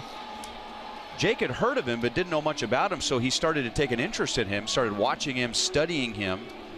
And so you find someone who's successful, you watch what they do, and I think Jake has a lot of Corey Kluber's mannerisms. Yeah, no doubt. I mean, you can just tell that he's very confident on the mound, never gets shaken on the mound. If he's in a jam, he's just going to slow the game down a little bit and make a big pitch.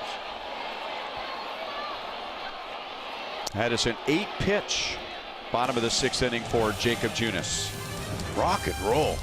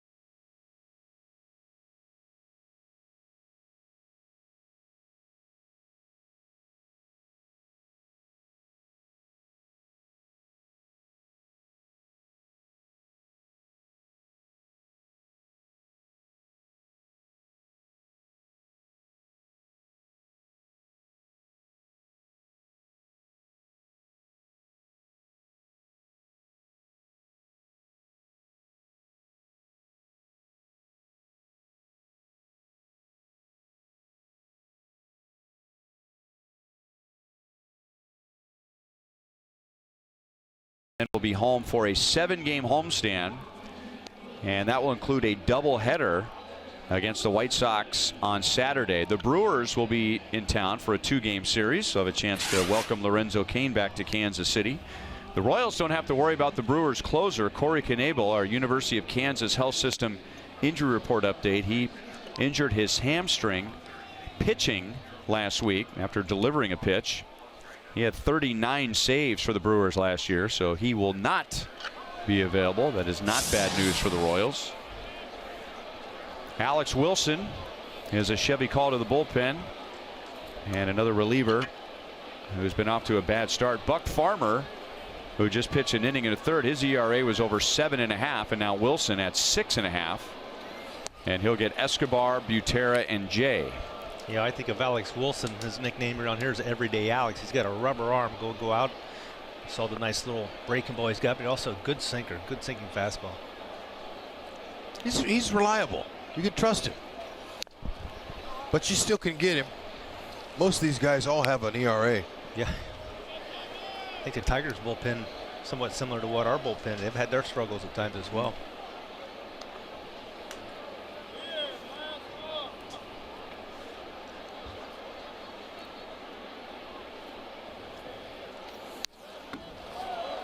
One and two. That foul ball woke up some fans right behind home plate.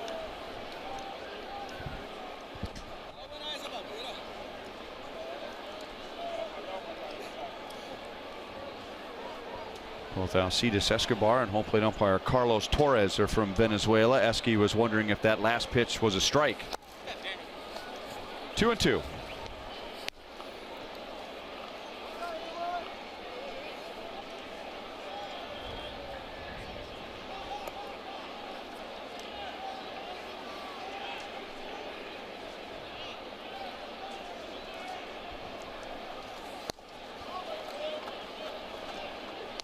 Three and two on Escobar. Wilson trying to get him to swing out of the zone. Esky's messing around, going to get himself another walk.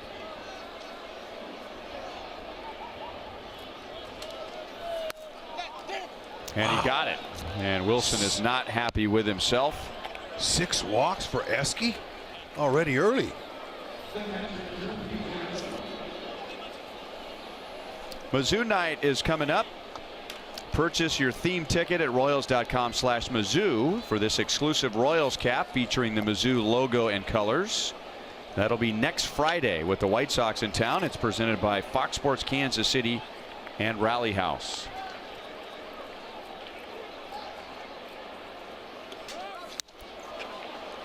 Escobar was running. The Royals were trying a hit and run, and Butera fouls it into that netting. This is the 5th time in 7 innings that the Royals have had their leadoff man on. It is the 4th time that it's been a leadoff walk. The Royals had many scoring opportunities in the first game of the doubleheader, but they stranded 10 runners. And so far in the first 6 innings tonight, they have stranded 6. Yeah, it seems like this has been such a contagious situation with trying to find ways to get these guys across play. A lot of opportunities, a lot of games, and it just seems like HUD, when you're playing poorly, something doesn't click. We saw it last April a lot with the Royals hitting, or lack of hitting, with runners in scoring position. And I think a lot of times the team effect really kind of spills over to the player himself. Players try to do too much, and the teams themselves try to do oftentimes too much. Yeah, you know, they're just going to have to find a way to beat the opponent, and it's that simple. You just got to take it to them, and it'll happen. They'll get out of it. We've seen a lot of stages like this, but you know, like Escobar taking walks, seeing more pitches, you know, moving runners. I'd like to see them concentrate a little bit more on doing little things. The leadoff doubles, get the runner over, no matter what, where you hit in the lineup. If you're number 4, okay, you're not going to ask Moose to do that, but Moose has got to. You want to move runners, do things like that that can help you get in the right path until you can get some wins under your belt. I mean, Escobar, he didn't get his 6th walk until the 59th game last year, and now he's already got the 6th walk in the 18th game. Good for him, seeing more pitches, doing the best he can to get on.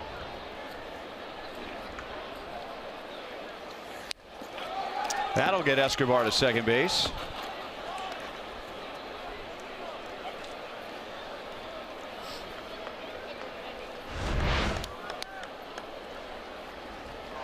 Wow, he just whiffed with that, and that's exactly what the Royals need, a little bit of help. Now with 2 strikes on you, you really can't. I mean, if he comes inside a borderline pitch, you can't take a call looking, but Drew can look middle away and shoot a ball that way. It's not that he's going to score Escobar. Castellanos is very shallow. There you go. That's productive.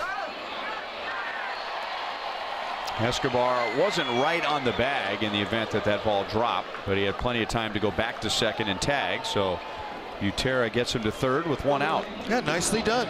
And that's what Escobar wants to do, because if the ball drops, he's got to be able to score on that. He can't be all the way back to the base, or you know, guys that can run good can, but typically you're going to be close enough to where you can do exactly like he did, tag and then go and advance if he catches it.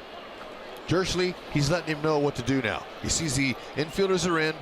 Ned gave him Jersley the sign whether he's going to go on contact or see it through. Jay wants to get one elevated.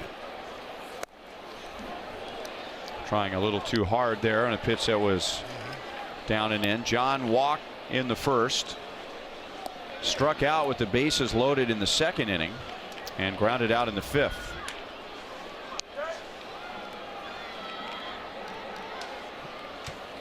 He has not faced Alex Wilson before tonight.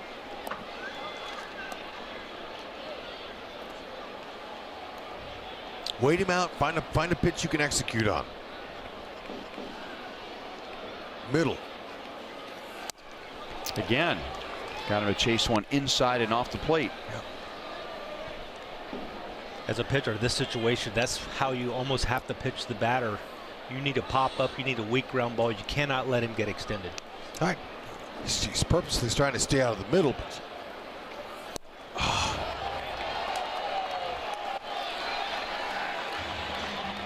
Well, one item we've been keeping close track of all year is what the Royals have been doing with runners in scoring position.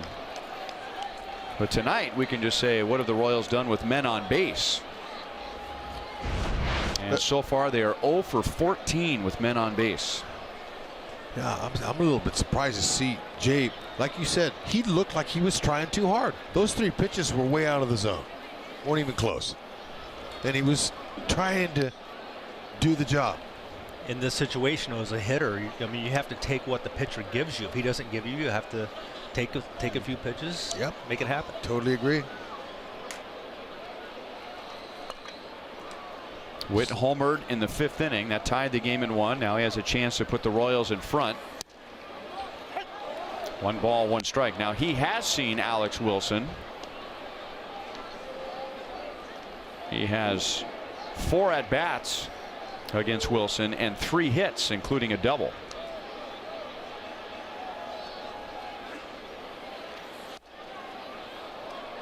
Two and 1. That's a good spot right there. He's a smart pitcher. Yeah, 93, got sinking live, tailing away from the hitter.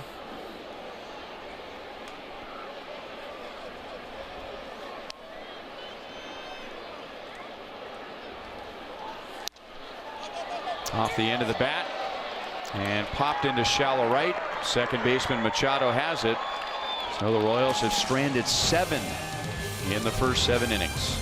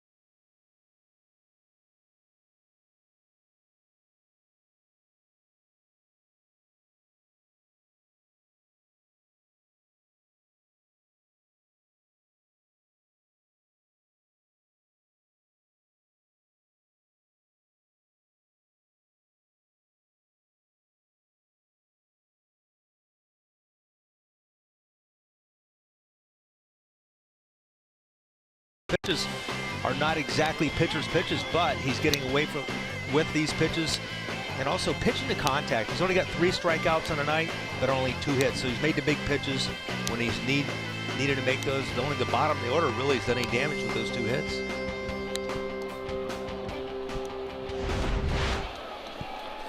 So it's still 1-1 to the bottom of the 7th.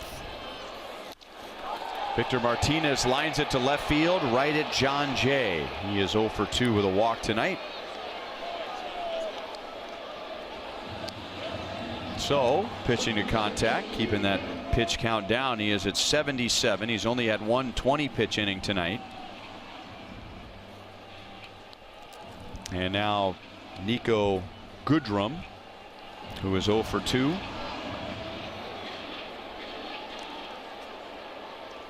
Jason Hamill in game 1 today pitched into the 9th inning, and he had 89 pitches when the inning began. He walked, Hamill did, he walked Miguel Cabrera to begin the 9th inning, and that was just the second 3-ball count he had in the game. Chatting with Nate Carnes in the Royals dugout. It's the best I've ever seen him pitch, Monty. How about you? Oh, no doubt. He just was, every pitch. I mean, I'm seeing him use his fastball a little bit more, it seems like. Using that 2-seam fastball, uses that pitch to get ahead in counts, and then he puts hitters away at the slider.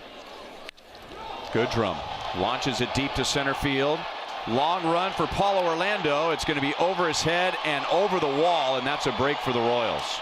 That's an easy triple, and who knows how that ball bounces off the wall, or if Paulo doesn't grab it immediately. Maybe even more than 3 bases for Goodrum.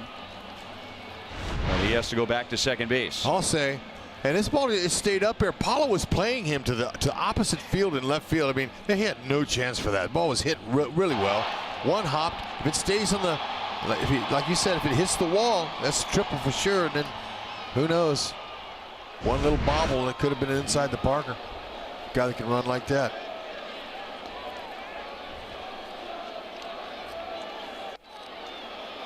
A little bit inside to John Hicks. He is 0 for 2.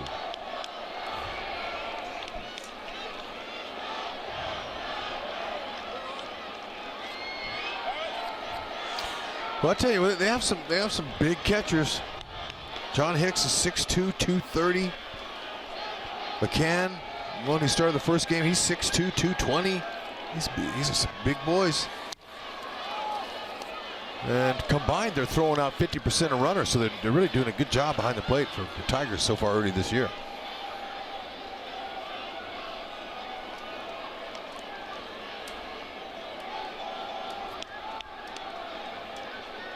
That is deep breathing.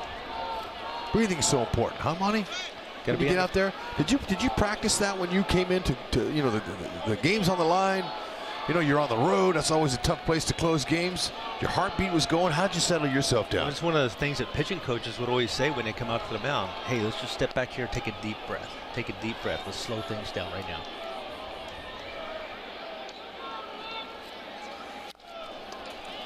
Chopped out to Moustakis. Safe at first base, and Goodrum goes to third.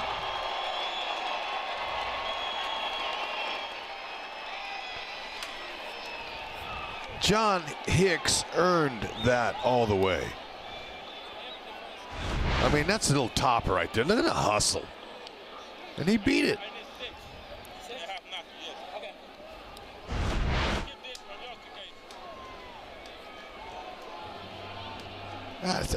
That's a huge hustle play for him. No, some guys, you know, they're going to give up on that. He believed he had a knock. And he got it. Now you got Jacoby Jones, a guy that runs well, going to be a tough guy to double up.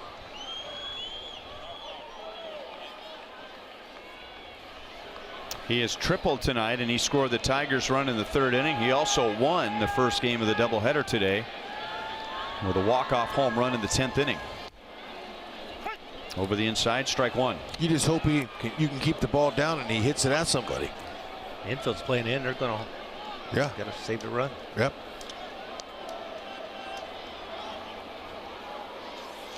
And it makes sense because Ned knows it's easy to be tough to double up. So why not take your chances and hope he hits it at somebody?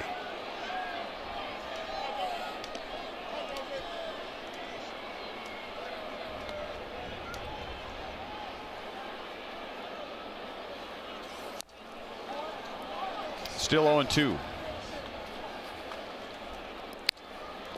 Well, the Royals just had a runner at third with one out, and now the Tigers have a runner at third with one out. Anything green and deeper, advantage hitter. Red and closer, advantage outfielder. Get that. And that's going to be into the green. So Jones has scored a run. Now he has driven in a run. And the Tigers, who have had far fewer scoring opportunities than the Royals tonight, they take advantage here in the 7th inning, and they lead 2-1. Take a look at this pitch, an 0-2 pitch. I thought I had a chance to expand that strike zone and maybe had him chase something out of the strike zone. But instead, the ball stays really pretty much in the middle, stays in the middle part of the plate. He's able to drive it deep enough for the sac fly. Yep, way too good for 0-2.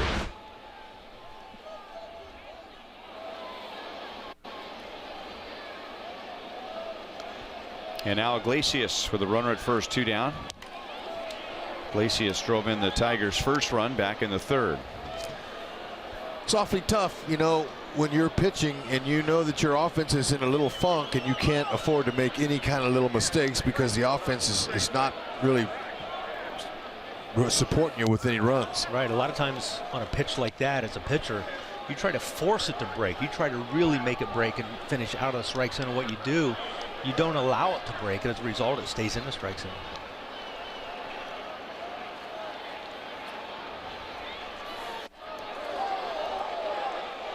Two 2-0 on Iglesias.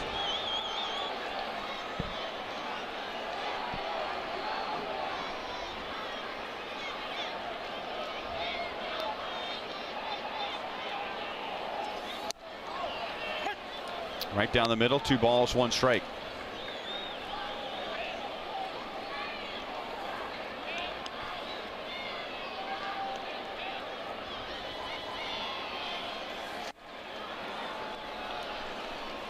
Two and two.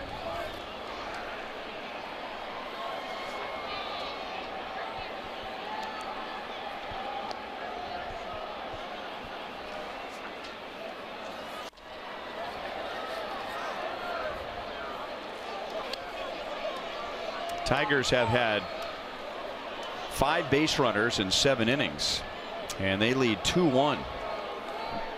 Royals have had 9 base runners in 7 innings. Iglesias strikes out, and the inning comes to an end. Thanks for dropping by, Monty. You bet. Jacoby Jones' sac fly gives the Tigers a 2-1 lead.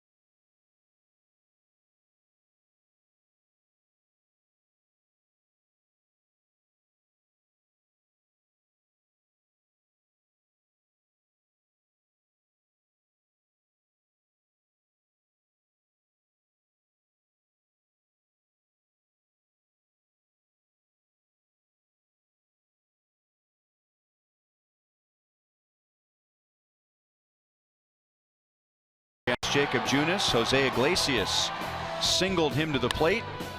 Whit Merrifield with 2 down in the 5th inning hit his 2nd home run of the year. That tied the game at 1. And then Nico Goodrum hit a ground rule double to straightaway center field. 2 batters later with Goodrum at 3rd base. Jacoby Jones, that man again. He has a go-ahead RBI that won the game in game 1, and now the go-ahead RBI that puts the Tigers in front 2-1, and now the Royals are down to their last 6 outs on offense. Alex Wilson pitched a scoreless 7th. He stays on for the 8th, and Mike Moustakas hits it right on the nose, but right to Reyes in left field. So Moustakas is 1 for 4, but that's the 3rd time he's hit the ball hard for an out. It's a full day of baseball Saturday on Fox Sports Kansas City and FS1. The Royals will continue this series with the Tigers here on Fox Sports Kansas City. Our coverage begins at 11:30. FS1 has the Indians and Orioles at 3 p.m. and both games are streaming on Fox Sports Go.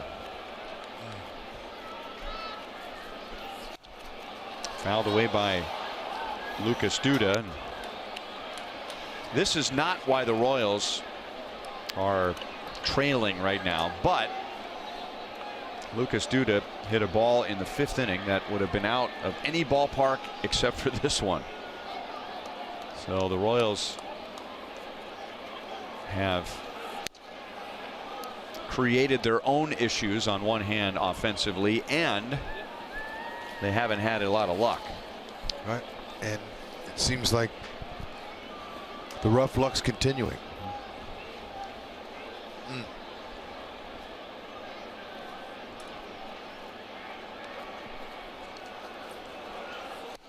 But you know, that's baseball, and it's very frustrating, and it's hard to explain. But if you talk to Moose and you talk to Duda, talk to some of those guys who have hit the ball on the nose right at people, it just the timing's bad. until they can just break something open.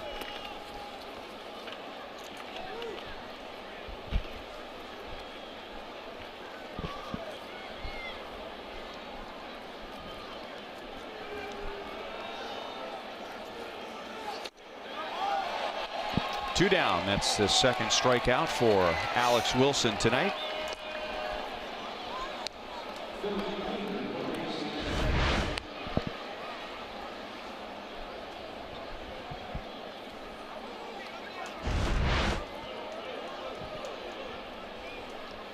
Jacob Junis has given up just 2 runs on 4 hits in his 7 innings.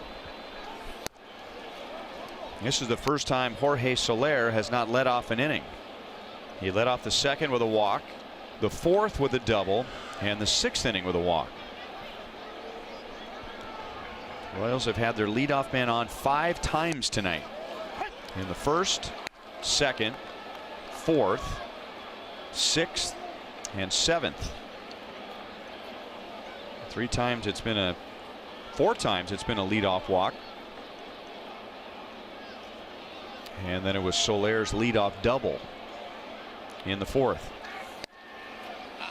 2-1.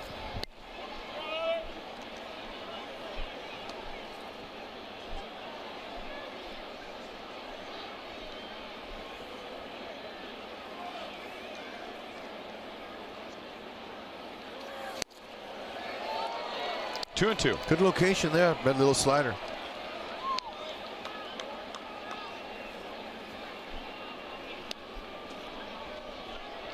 Didn't break much. Perfectly located. Way outside, and Wilson got Soler to chase it to the bottom of the 8th. 2-1 Detroit.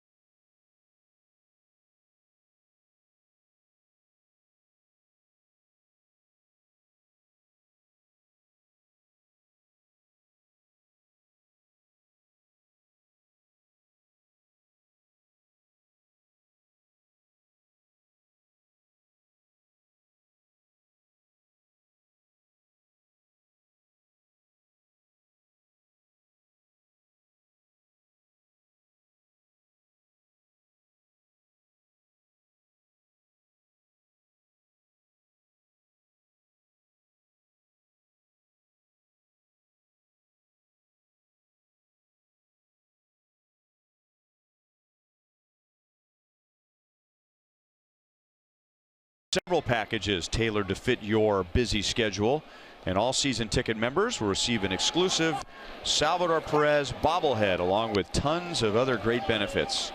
Royals.com/STM for more details. Jacob Junis destroys Victor Reyes's bat on a foul ball up the right field line. Yeah, that's a good thing that Reyes hit that. The ball might have hit him.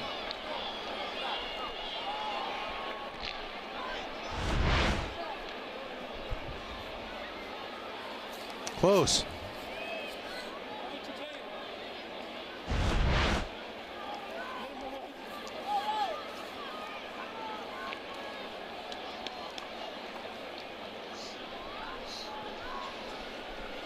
Reyes is grounded back to the mound and grounded to first.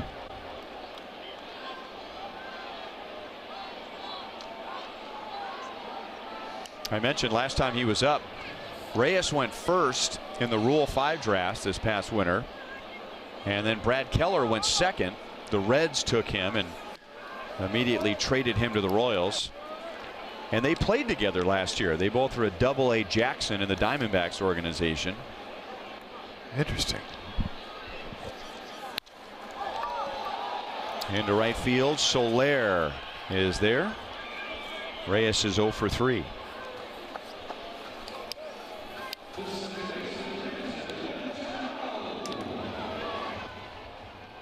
So that says a little bit about the Diamondbacks farm system. And these are a couple of guys that they didn't have room for on their 40-man roster, and end up being the top 2 picks in the Rule 5 draft. That was pitch number 100 thrown by Jacob Junis. He's only had 1 inning tonight where he's thrown 20 or more. He has had 3 innings in single digits. 7-pitch inning, a 9-pitch inning, and an 8-pitch inning. That's a little bit high to Dixon Machado.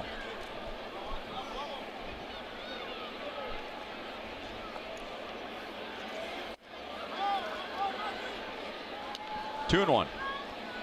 Well, they've only used 1 bullpen arm, and now almost 2 complete games. Moustakas throws out Machado. If that's silver lining.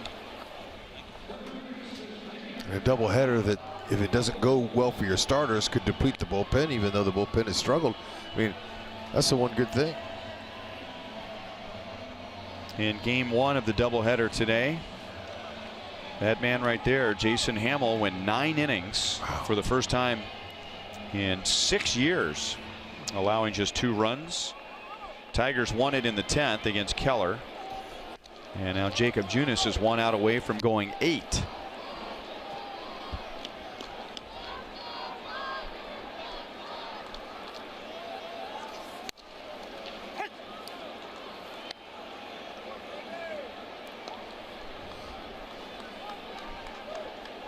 Candelario is 0 for 3. He is 0 for 4. Shane Green will be on to try and button down the save in the 9th. It'll be Cuthbert, Orlando, and Escobar for the Royals.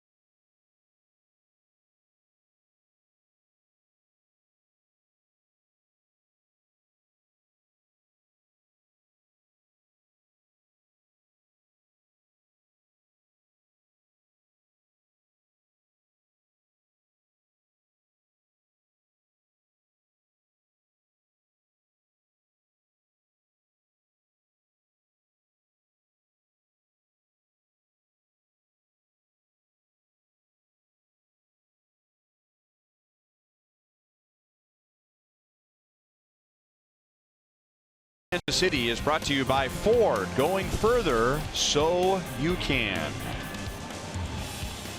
Last chance for the Royals coming up in the top of the 9th inning, down by 1. Let's go to Joel. Well, second post-game show of the day, and to this point, it's been basically the same show. Great starting pitching, just like there was in game 1. We'll talk about both of those, and missed opportunities on offense. Can they change things here in the 9th?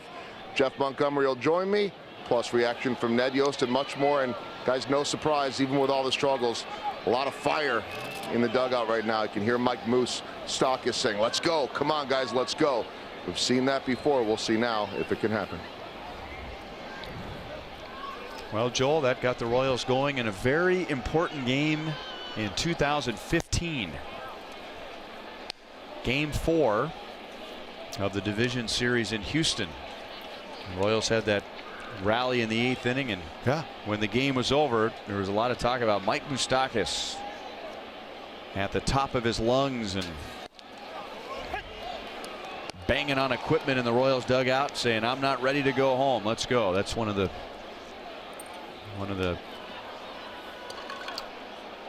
stories of that game 4 in Houston. Yeah, and it won't be easy here to get any runs off of Green. Shane Green is an excellent pitcher. Good closer. 6'4", 210, mid-90s sinking fastball, crossfire delivery. His cutter, slider changes. He's not won't be easy. He's got a little holding his changeup grip there.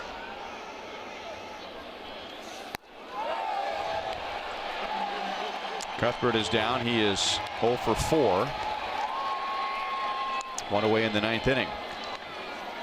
It's a whole new ball game with RBI Baseball 18.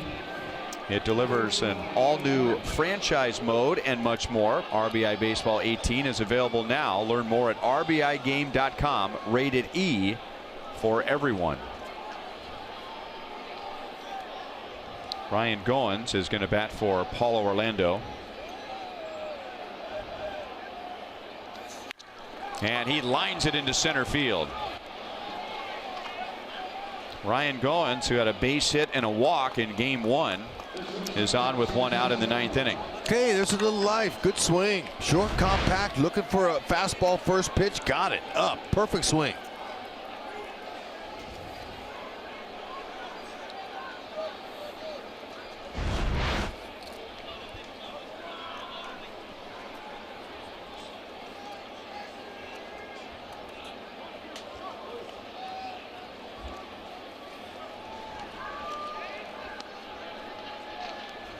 Escobar has reached on an error and he has a walk.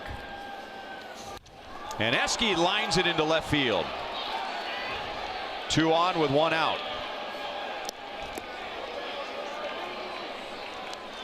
That's the first time all night that the Royals have had a base hit with a man on base. They are 1 for 17. Yeah, another fastball up in the zone, but a hitter ready to hit.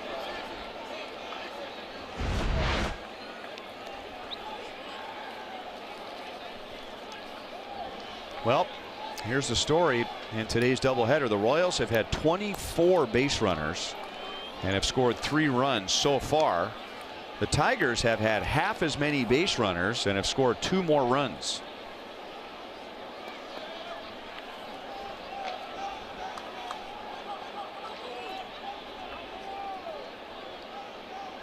Well, after giving up 2 singles on 2 pitches with fastballs, is he going to come with another one here? See what John Hicks calls. Gotta be ready for it if he does come with another heater. How about just hit one into the bleachers? Oh, no drama. No, not with that swing. Nope. He was thinking the same thing. He's going, well,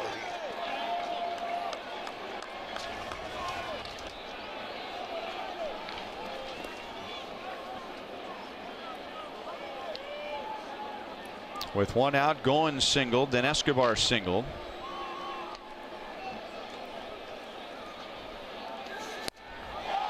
Oh, and 2.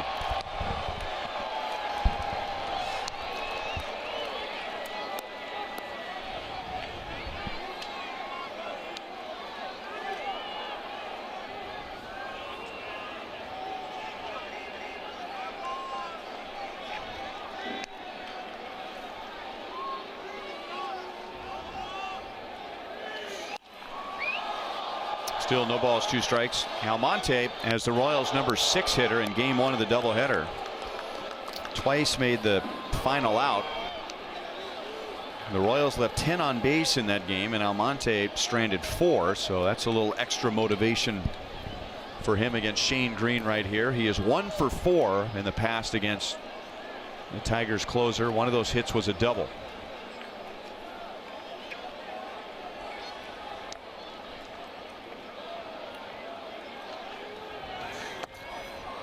One and two. Yeah, so Green's saying, I can get him to fish. I can get him to swing at something like that. He knows that the Royals are pressing.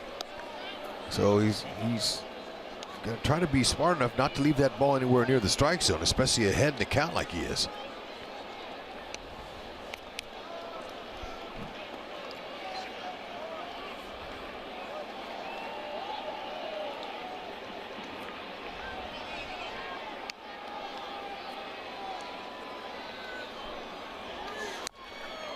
Still alive.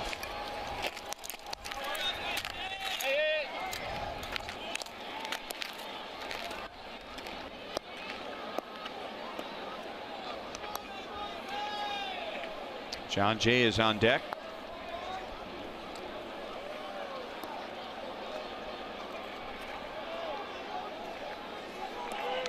Tigers bullpen has not allowed a run today. 2-2. Hicks tried to bring it back into the strike zone. Whew, man. You know, if you take one like that, it's a borderline. Ooh, better be careful with the next one. That ball was off the plate, but with only 2 outs to work with, tie and run at second. Sure don't want to get called out looking.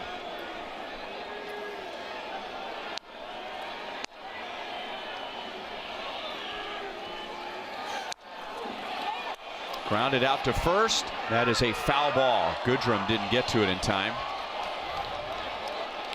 He kind of laid back for it a little bit and waited for it, and that worked to Almane's advantage. Yeah, Green, he hit the dirt.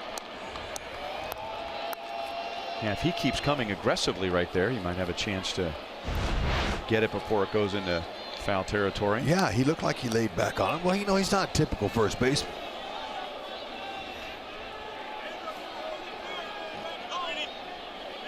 Filling in for Miguel Cabrera in the second game of the doubleheader.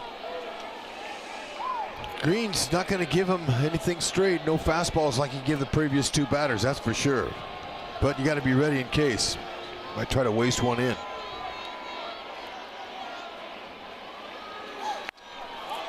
Into right center field, dying, and it's down for a hit. Here comes Goins around third. He will score the tying run. Castellanos bobbled the ball in right. And Abraham Almonte, who stranded 4 in the first 2 games of the doubleheader, comes on as a pinch hitter in the 9th inning of game 2 and ties the game. Oh, there's some light. Look at this. Now it stayed up, but he's able to just guide it in there. That's a good thing he didn't barrel it any better. You have to send him all the way if you're Jershely. Yeah, he's happy about that falling, and now let's see if they can duplicate it. If John Jay can go ahead, give him the lead.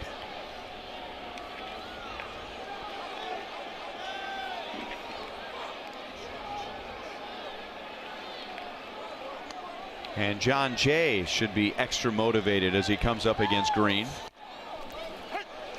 He came on with the bases loaded and 2 down in the second inning. Daniel Norris struck him out. And then the Royals had a runner at third with 1 out in the 7th inning. And Alex Wilson struck him out. John swung at 3 pitches out of the strike zone in that at bat. Very un-John Jay like. Grounded to the right side. Goodrum. It's off his glove. And he throws high. Here comes Escobar to score. There was nobody covering home plate. Candelario had to run down from third. And we were just saying a while ago that the Royals' offensive problems are not only the result of bad luck, but they haven't had any good luck, and now they get a bloop single to tie the game and an error to take the lead. Oh man, this is beautiful. Are you kidding? You'll take it any way you can. Goldie said that when he came on to talk about the post-game show, he said he heard Moose's cry in the dugout. Come on, fellas, let's do it. And it's working. And now the Royals have a chance to make it a big inning and give Kelvin Herrera a little more breathing room. Second and third with one out. Man.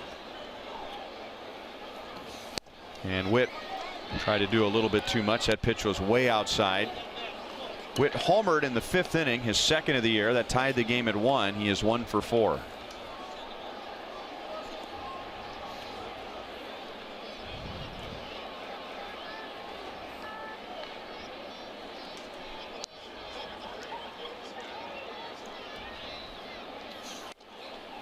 What do we say so often, Hud? A bloop and a blast? Yeah. Well, for the Royals in the 9th, it's a bloop and a break. Yeah, a clank. Clanks work.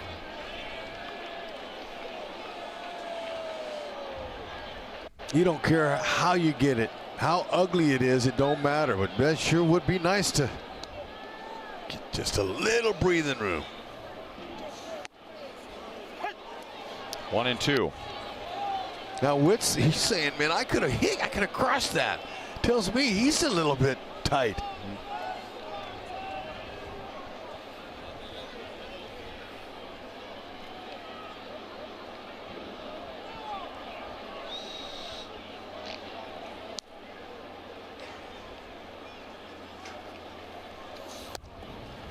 Two and two.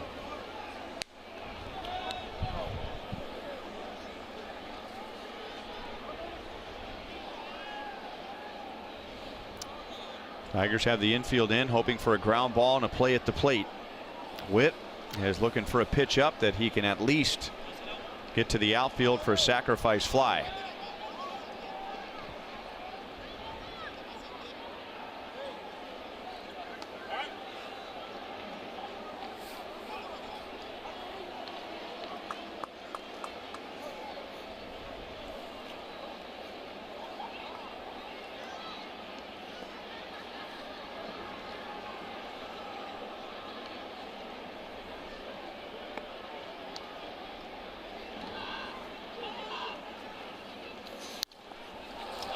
Fouls it away. Yep, Witt's going to be hacking anything close.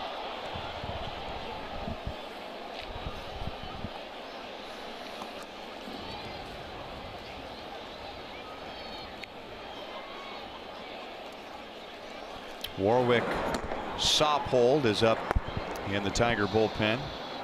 Green has thrown 21 pitches.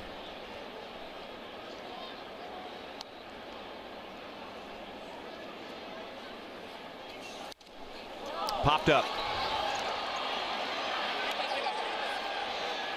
Candelario comes down from third to make the play. And that'll bring up Mike Moustakas.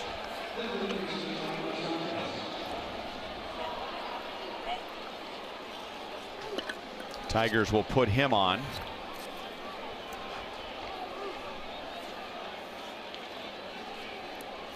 And set up Shane Green and Lucas Duda with the bases loaded. Yeah, Whitley just a little bit too tight in that at bat. Now let's just see if Duda could relax and lay a nice line drive out there somewhere.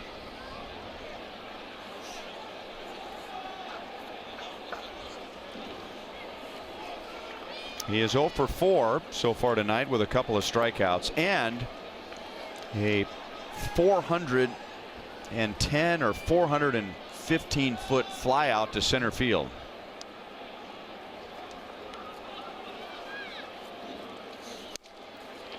Strike one from Green. That was elevated.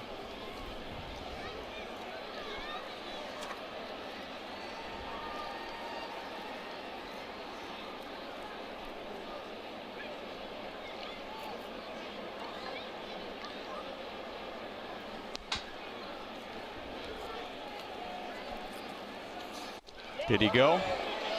No. Roberto Ortiz is the umpire at third base.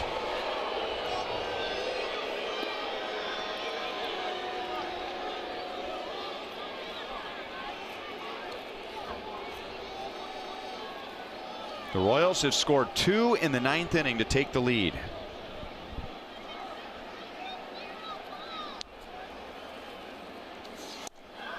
1-2. It's the Royals' first lead of the doubleheader.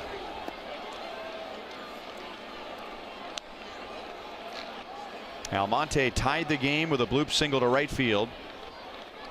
And then John Jay's ground ball to first resulted in an error that allowed Alcides Escobar to score from second base to put the Royals in front.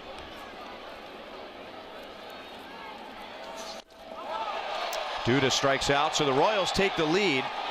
They had runners at second and third with one out. They are not able to add to the lead, but they'll take what they can get. And here comes Kelvin Herrera.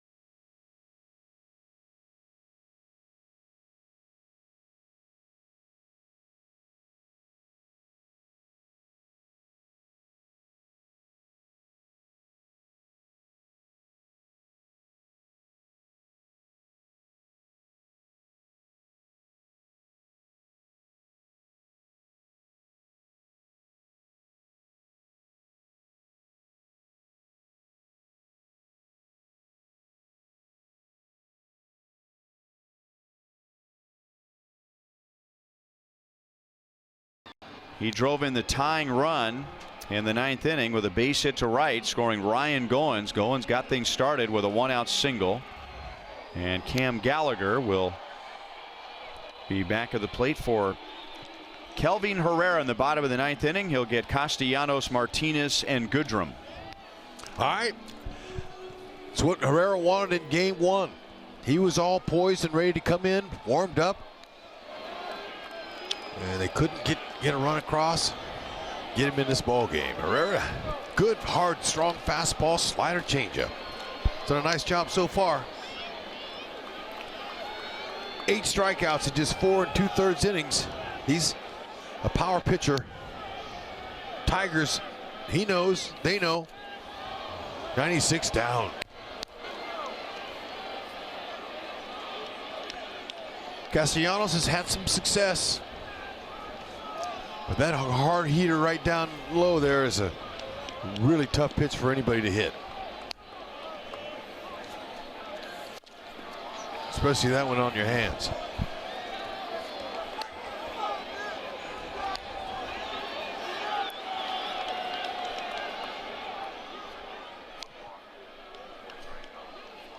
Jacob Junis went 8. He gave up 2 runs on 4 hits. In game 1, Jason Hamill went 9 and gave up just 2 runs on 5 hits.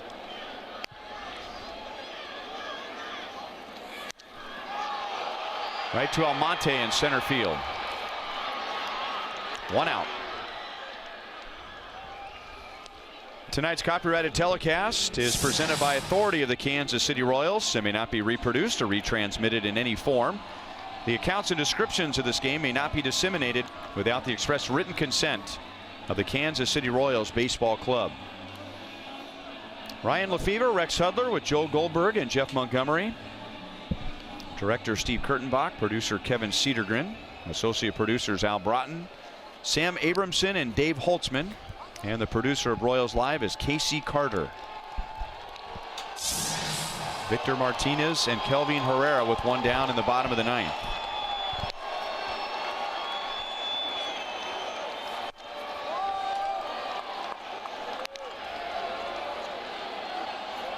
It'll be Miguel Cabrera hitting for Nico Goodrum, although I'm sure Goodrum was dying to hit in this inning. It was his error that gave the Royals the lead in the top of the 9th.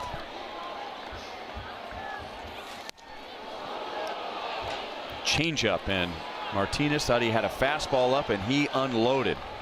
Pulled the string on him. 2 for 9. Strikeout, hit by a pitch. If you're a hitter hitting Herrera, you got to look for the heater and adjust to anything else. Back with 98 miles an hour. Herrera's a much more confident closer this year.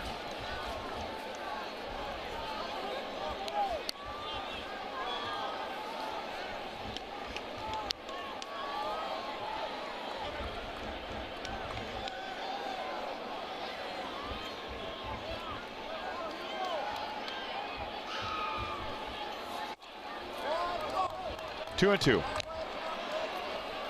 I was talking to him before the game about being in the bullpen, and those guys encourage one another, and do they? And he said absolutely. Before the guys go out and warm up, when the phone rings, we call them. Everyone's saying, "Come on, man, let's go. This is it. Do the job." So there's a lot of confirmation going on about there, and a lot of positive thinking and a lot of positive vibes. It's just not happen to be working out right now. But I'll tell you what, this doubleheader here has been unbelievable for Ned, that his starters went this deep in the game, in both games. Hamill set the tone.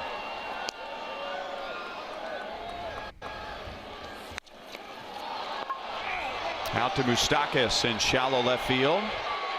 2 down, and now it's Cabrera and Herrera.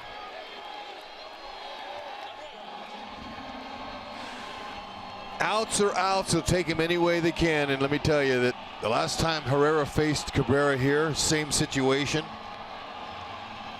Cabrera got a hold of one of those fastballs and hit it. I mean, hit a dart to Soler. Soler caught the ball, was right at him towards the track, but Soler looked back and went, "Wow, that ball was hit so hard at him." It was so might have to try to trick him. There's Junis saying, "Hold on, fellas, come on, one more out." Be careful. Biggie's gonna try to take him to right. He gets a base hit to left field, and he'll hold with a single. So the tying run is on. The potential winning run comes to the plate, but all things considered, if Miguel Cabrera singles, that's not the worst thing in the world for the Royals. No, I think that's good, really. I mean, he threw him a slider first pitch. He wasn't gonna give him a heater, because Herrera knows what he did with his last heater.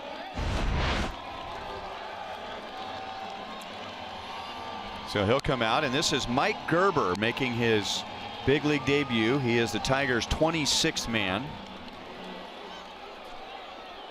Played his college ball at Creighton. Runner at first, 2 down. And now Herrera gets John Hicks. 0-1.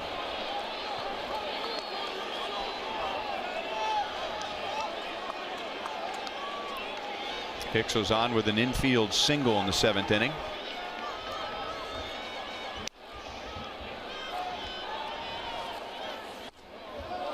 One ball, one strike. The Royals are 1 out away from winning their first game this year where the opponent scores a run.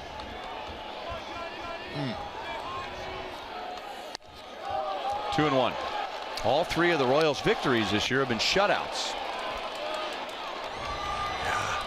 Interesting.